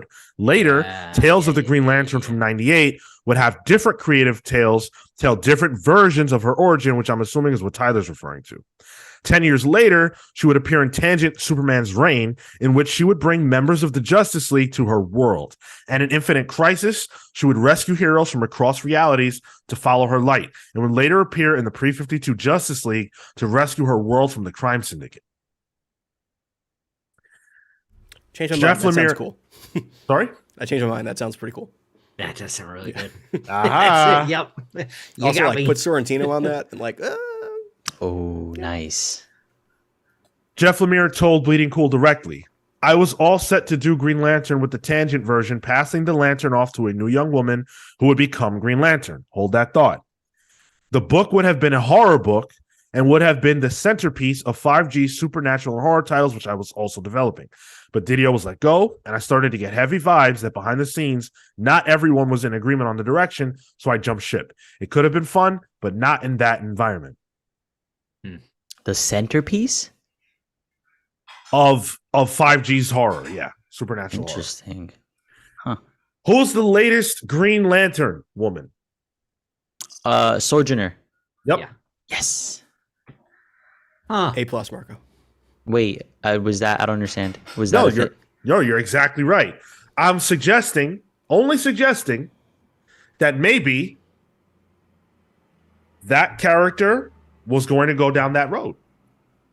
Oh. Wait. The definition of the word sojourner is a person who resides in a temporary place. Whoa. And in that particular, yeah, right. And she's only there for like a what is it? She's only been stationed at that area for a small amount of time and like has to solve it before she goes back out. In her story, yes. Far That's Sector right. is about Yeah. exactly that, yeah. Hmm. So I love that. I think that could have been really awesome. Doing something different with the Green Lantern character and mythos. I think it's awesome. But what we also learned is that there was a whole supernatural plan and strategy that we didn't get. I wish we had. I Same. really wish we had. I love the dark side of the DC universe. You know, like Swamp Thing aside, you know, like you have Dr. Fate on the mystical side of things, like the Eye Vampires, the Animal Man, Etrigan. Detective Chimp. Like that's all my jam, honestly. Yeah. Yeah, this is cool as hell. So Bleeding Cool points out that there was a Lost Green Lantern Corps series planned, which found its home in Future State. Initially, it was a magnificent 7 of unpowered lanterns hired to protect the planet. Future State took this and depowered all the Green Lanterns across the galaxy, but only temporarily. So we really didn't get anything close to what would have happened in the horror sense of the word. That all got scrapped. It writes itself too. Like what if this Green Lantern who could talk to the dead tries to investigate the death of a Green Lantern, and the arc is called Green Lantern Corpse. The problem with that is that's not how you say that word. It's a play on words because it would be a dead corpse. But no, I get it. But it's not Green Lantern Corpse, it's Green Lantern Corps. I know. It drives me insane. I know, but people always drives say me corpse, insane. So Personally, I love the Green Lantern Corps. Listen, I think it's a great idea. You're absolutely right. And your wordplay is spot on. But I will not let this crime slide. Kale's a hound for proper language. Loves a silent S. So that's the 5G files for this week. This is something that this is probably more than anything we've talked about that I wish we got. Yeah. Yeah. It's also the least impactful, you know? Sure. Like, you can get away with doing this. They even could do it outside now. of 5G. Yeah, exactly. Yeah. Yeah. I think it's still a good idea, and I wish that someone had sat with Jeff Lemire and said, "Hey, listen, we love what you have. 5G ain't going down, but let's find a way to retool it and do it. Do what you were going to do." Yeah. Man, why can't it be Earth One? Why? I mean, well, I understand why it can't be Earth One, but like, why can't it be Black Label? It just seems like a throwing out the baby with the bathwater sort of situation, you know? Like, they didn't want to know no more 5G. Let's get rid of everything. Anything that was in the 5G shared drive folder, you know, tossed. Yeah. Got the hyperverse now, so Indeed. Well, unfortunately, for the time being, that is the end of the 5G files. Oh. Mm-hmm. Yeah. good there, Kale. No, that sucks. It's a lot of fun. Story time for us. having It's a- great. Yeah, I'm having a great time with that series. I was wondering why we didn't get a tease to get frustrated at. Oh, we did. The tease is that it's the end. For Oh now. no! It's the end for now. We'll bring it back if it's brought back. And yeah, thank you guys for being so into the 5G files. This has been a lot of fun. A lot of fun to do. So we'll bring it back if possible. And Classy Ulysses says, encore. Well, speaking of bringing things back, Marvel brought back the X-Men fan vote for 2023. baby. Did you guys vote? Hell no. No, I did. not even in this one. I forgot. My vote. I do My my vote civil doesn't duty. count, so it Wow. doesn't matter. No change gotta- will happen if you guys don't vote. As the establishment Democrats say, just vote harder. Vote more, vote harder. Yeah, exactly. Get your grandma to the vote. So, yeah, if you guys in the chat listening voted, let us know who you voted for. I was really disappointed with the options. So we had, I guess, Cannonball, Dazzler, Frenzy, Jubilee, Juggernaut, and Prodigy. I have to talk about Juggernaut being on this list. Nepo baby. This is absolute horseshit. Go off, King. Juggernaut, not a mutant. Not a mutant. Mutant half brother, Sure. not a mutant. Nepotism. Not allowed on Krakoa, yeah? No, he is. He's there. He's there. And I guess, there are other, mutant adjacent characters on Krakoa. Can he go through the gates? When he's I don't accompanied, I think. so. What? Sorry, what? I think when he's accompanied by somebody, he can. Okay. Which is Then- true of anyone. Then not a mutant. Fuck that. Right. So how can Juggernaut, who is not a mutant, be on the X-Men? Did you see the on Twitter they were doing like political ads for these characters? No it was way. like one of the characters putting out like an anti-frenzy one, an anti-juggernaut one. What you're saying, Sean, is exactly what was in that video. They're like, he's not a mutant. This is just Xavier nepotism. It's actually really hilarious. good. Yeah. Snap-a-Pop asks, is the vote real or is it like The Voice where the execs choose and pretend fans choose? I am a believer that this is real because the character who is the most popular tends to win. And there was a time when we could see the poll happening in real time, if I remember correctly, because it was going down on Twitter. Yeah, They're it still was. And doing it on now Twitter it's for this one, not. too. Yeah. I think also last year they did something with the losers of the poll. Yes. Yeah. There are plans with all of them. So what they put out was a book that featured all the losers together on a mission. Like Surge, loser. Yeah. Wow. It's wow, that's really screwed up, dude. I love Surge. I know. That was a dig at you. Damn. Yeah. Yeah, so I felt like this was kind of a weak crop of characters overall. Juggernaut aside, I would have voted for Prodigy. Okay. Jubilee's always around. She's on teams. Why Well, does she need to be here? Well, she sucks. You gotta Yeah. keep the party lively. You got lights. That's why you got Dazzler. That's why I voted for You're Dazzler. right. Yeah, you're right. Dazzler, by the way, obviously the winner, right? I hope so. That's why I I voted for. mean, in my heart, I would have thought Juggernaut. I think Dazzler has such a massive fan base for some reason, especially if it's a vote on the internet. I don't see her losing this. And that's a part of the problem I have with these votes. It's supposed to be for characters that are underserved. What the hell's a Dazzler's underserved? Dazzler's everywhere. The political ad for Dazzler was like, why would you want to vote for a celebrity? You know, celebrities shouldn't be, you know, running Krakoa. Like Cannonballs was like, he doesn't even live here, you know. They were whoever ran those, like whoever did the social media for that, kudos. The stuff is very good. Yeah, it was good the first year they did it as well. They had like audio messages from the Yeah. candidates. They had That's full-on right, yeah. video ads this time around, which I thought was good. I got to see those. I haven't seen them. It's good marketing. We'll find out who won in the Hellfire Gala that they will be doing once again. I believe it's in July. Jerry Duggan did tweet that the vote was very close. So interesting. Yeah, of course, between Dazzler and Cannonball.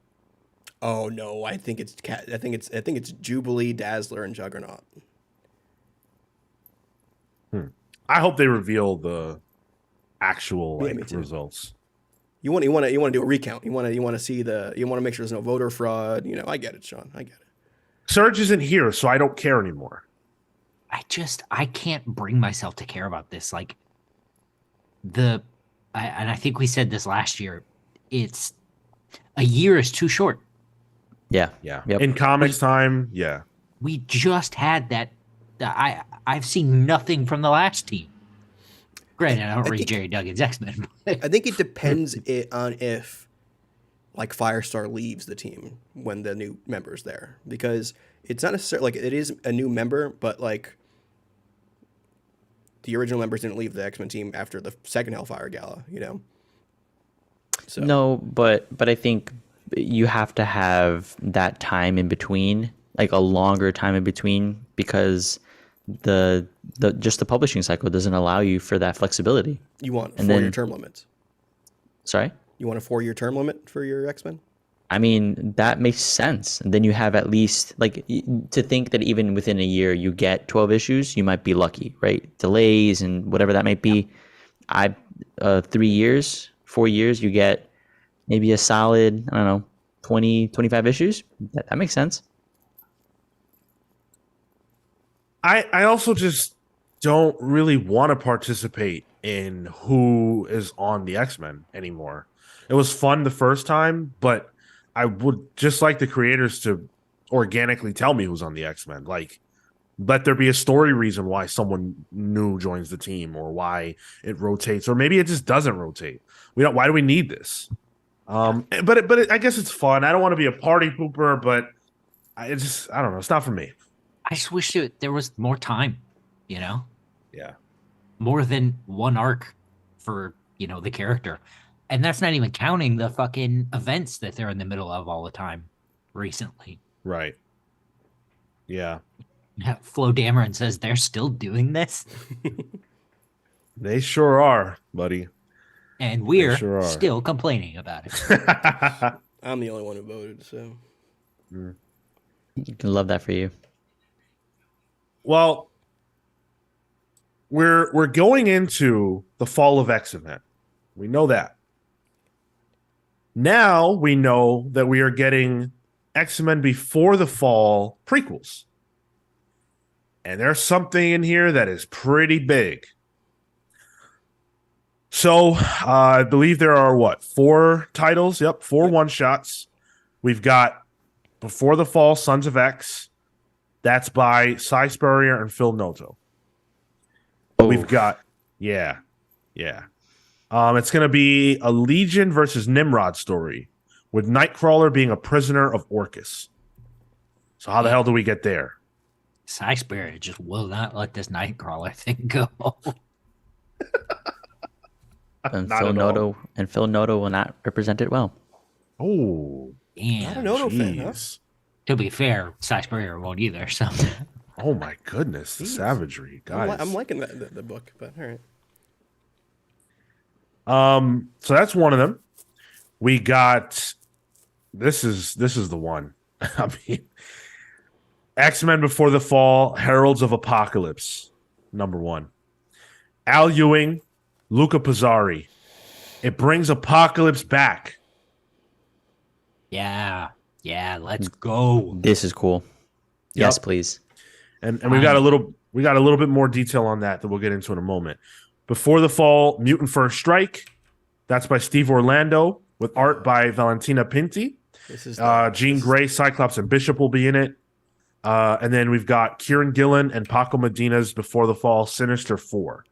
And that's going to springboard out of Sins of Sinister. It's going to be about the clones that we already know about, if you've been keeping up with what's been going on. So let's talk about Heralds of Apocalypse, because this is the one that really's got the meat on it. This is the solicit. Not seen since the shocking ending of Ten of Swords, Apocalypse and his family have battled for survival in the harsh land of Amenth. Do they rule over this twisted world, or do its demonic inhabitants rule them? And how has Apocalypse felt about the choices the Quiet Council has made in his absence? Well, we know that the Quiet Council has gone to shit since Apocalypse left. Literally, shit. Yeah. So how can Apocalypse be cool with where things are now? Oh, he's not, homie. He's gonna come in iron fist and be like, "We got to clean this up." I don't know what you jokers are doing, but my iron fist is coming here, dude. Get Any fisted. euphemism? Got it. I'm excited to see Death again. I like that Doug guy. He's cool. Oh! Wait, you said you're excited to see Doug? Death, the Death. Oh, Anubis looking guy. right. He's like a Yeah. vampire now too. So Sick.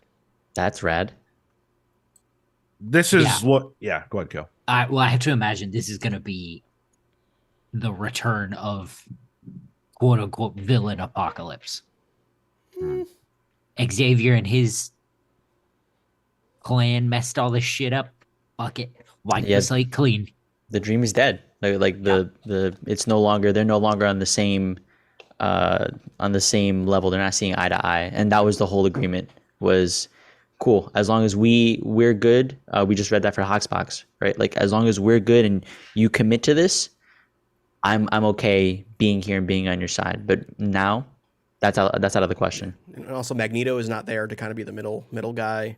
Mhm. And then like humans have the ability to resurrect now. Like I don't think he's gonna care much for that at all.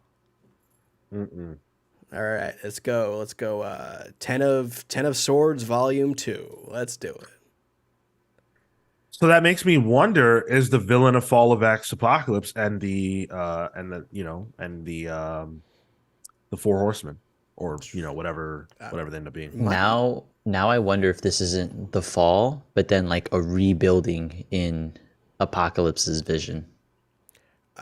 I think the Fall of X isn't X-Men, it's Xavier, and Xavier is the villain. Huh. That's Depends a on your hot. perspective. Yeah, like but like, are you saying the villain in the sense of the he's literally centralized in the story as the As the problem with Krakoa, yeah. I don't know if he's not going to be, Mr. Sinister villain, but I think they're going to realize his pragmatism is too single focused and single visioned that he is the issue. I don't know if it's Is like that- they kill him after it. I mean, call Scott Summers. He's done it once.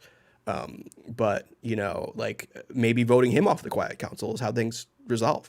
Like Mystique already knows it. Destiny knows he's the issue. Magneto knew he could be an issue as well. Moira knew he could be an issue. Everyone is gone from Krakoa that I just mentioned. So There's Yep. no checks and balances there. Sometimes I feel like we're reading two different books. Dude, the most recent issue of Immortal X-Men, I mean, yeah, he's a Sinister clone, but it still propped him up and his ideas as a problem. How? Because it was so, the fact that he could be like, he's like, oh, I can kill humanity off whenever I want. I think.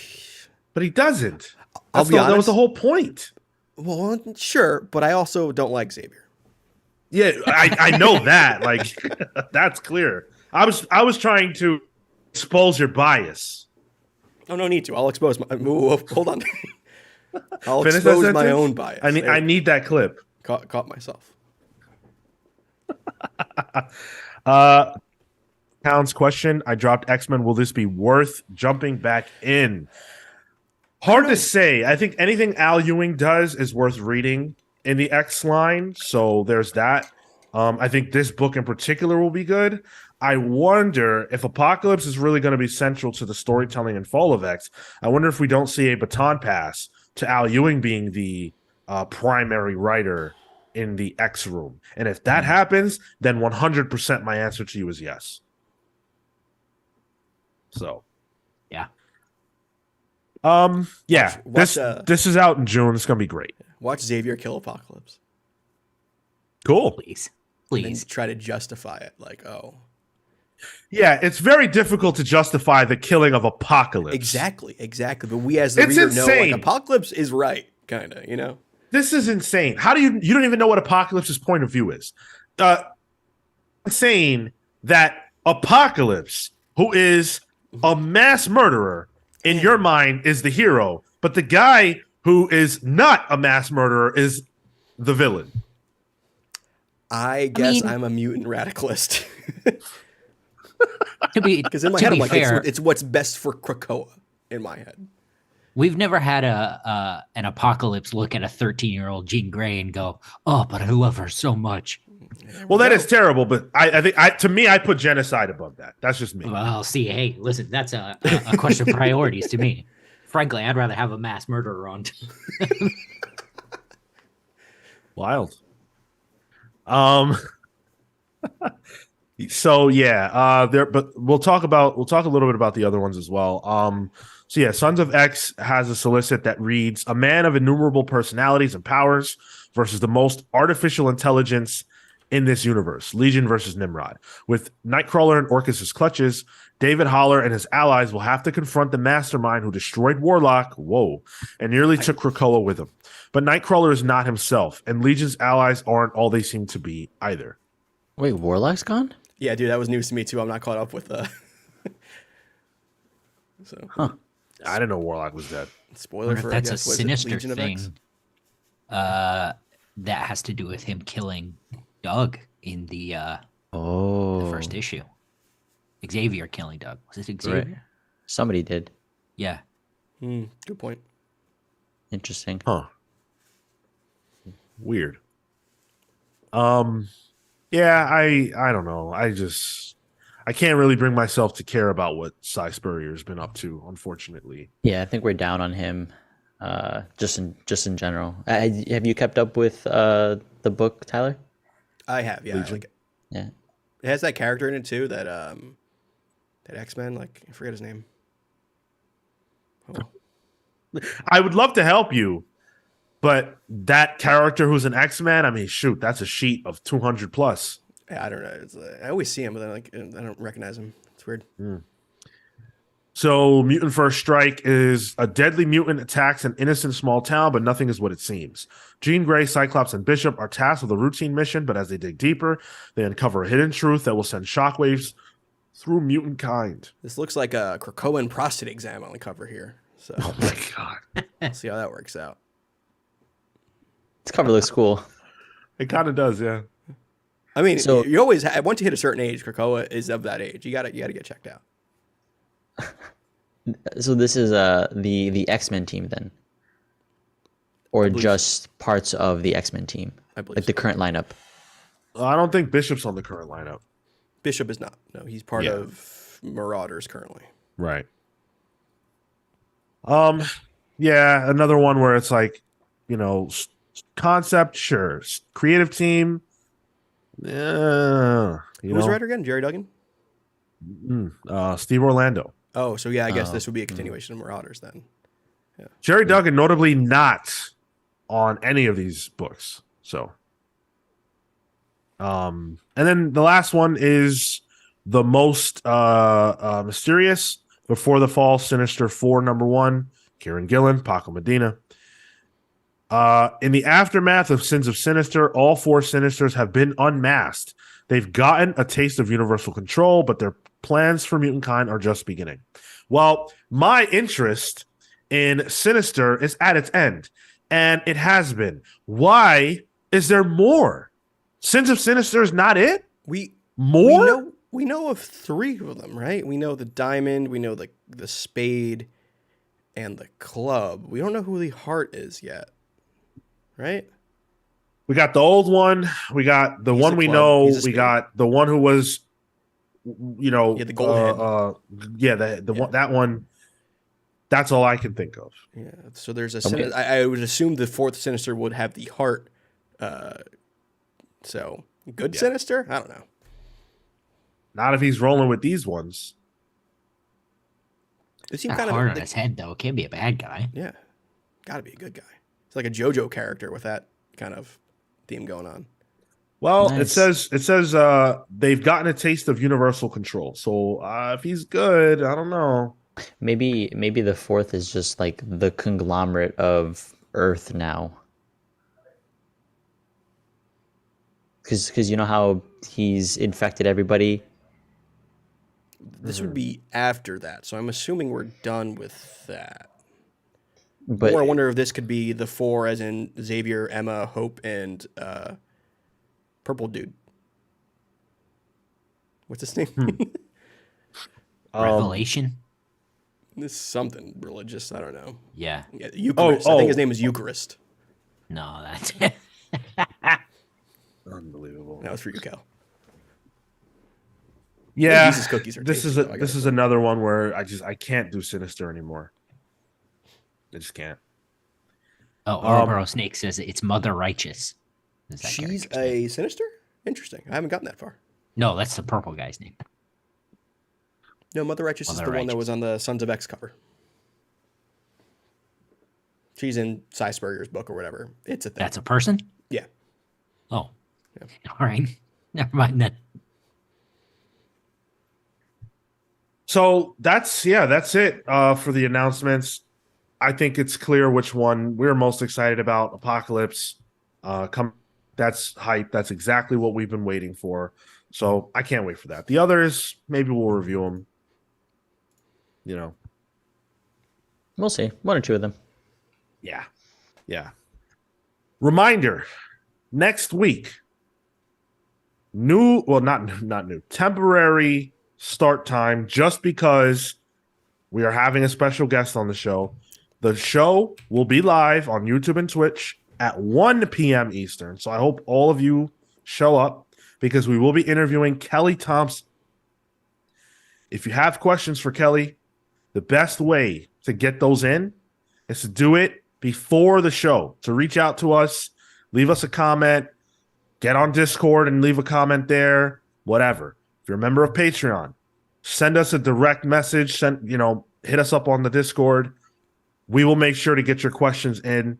If you ask questions live, we'll try to get to them, but we can only do so many, and it's hard for us to keep track of the chat while we're conducting an interview and work that in.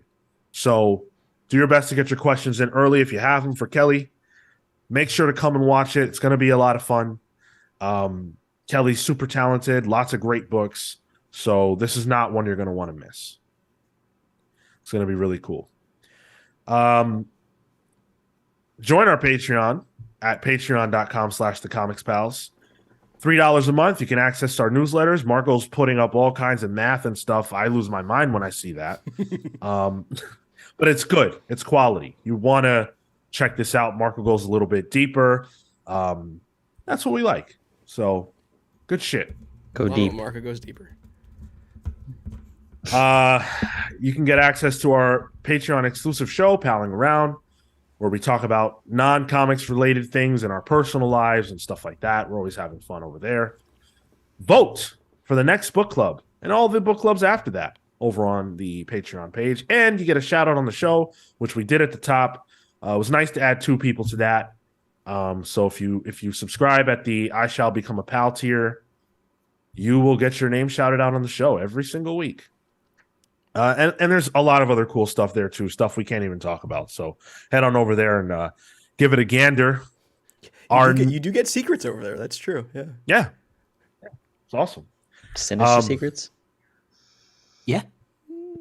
So they can be sinister. They can be. Our next book club is out on the 7th. So this Tuesday, we did Black Sad. If you're not familiar with Black Sad, you should definitely at least look it up. If it looks interesting to you, take a chance. I don't think you'll come away disappointed. Certainly not with the art. And the story's pretty good too. So give it a whirl. And come join us for the book club when we drop that on the 7th. Let's do the plugs. Kale, you're up. Thank you so much for listening to this episode of the Comics Pals. You can find me on Twitter and Instagram at Toto in Tow. That's TOTOI and TOW. You can find my work at kaleward.com. That's CALEWARD.com.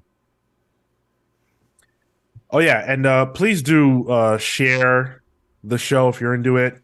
Leave us a like, drop a sub, anything like that. All that stuff helps us out a lot. Even a like whatever you can do is a huge help. Yep.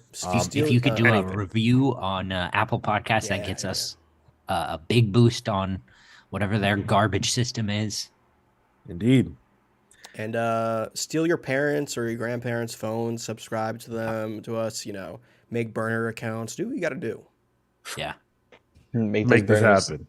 Listen, we did that in the beginning and it got us this far. Now we need you to do your part. Marco, you're up. You can follow me at Mr. Marco Anamoto on Instagram and Twitter and TikTok and Be Real. And I'm still watching One Piece. That is my perpetual journey for the next, few years, I guess. Otherwise, come talk to me about the marketing stuff. For anyone who was on the Patreon, Leisberg on Discord. We had a good back and forth chat on it. I'm planning to put out in a subsequent one some just more data, more information. So definitely just keep an eye out. L'Asperge. Chandelier. What was it? Chardonnay? Sure. Yeah, you got it. Tyler? You could follow me at the Tyler Olson on Instagram and Twitter, or you can donate to my political campaign as George Santos, apparently. Apparently, I'm that guy. I was producer of Spider-Man: Turn Off the Dark. I wanted to throw in a quick video, Sean. Can I throw that in here? Of let's save it. Save it. Let's okay. save it. Yeah. Okay. Give it time next week. Mm-hmm. But yeah, it's I had nothing really going on this week, to be honest. So I've been catching up on comics. Caught up on Daredevil and Dark Knights of Steel. Very good book. I'm caught up on that. So That's a lot of fun. That's a great book. Is. Yep. As for me, you can follow me on Twitter and Instagram only at Sean Soapbox. The Last of Us television show has been phenomenal. It makes me wish we were reviewing it. It is so good. That 3rd episode was just unbelievable, unreal. Anyone who's not watching The Last of Us, you really ought to be. This is appointment television right now. Dude, they're even putting on an episode during the Super Bowl. They have strong faith in that show. Even they Game don't of care. Thrones took a week off for the Super Bowl. And I know what I'm going to be watching.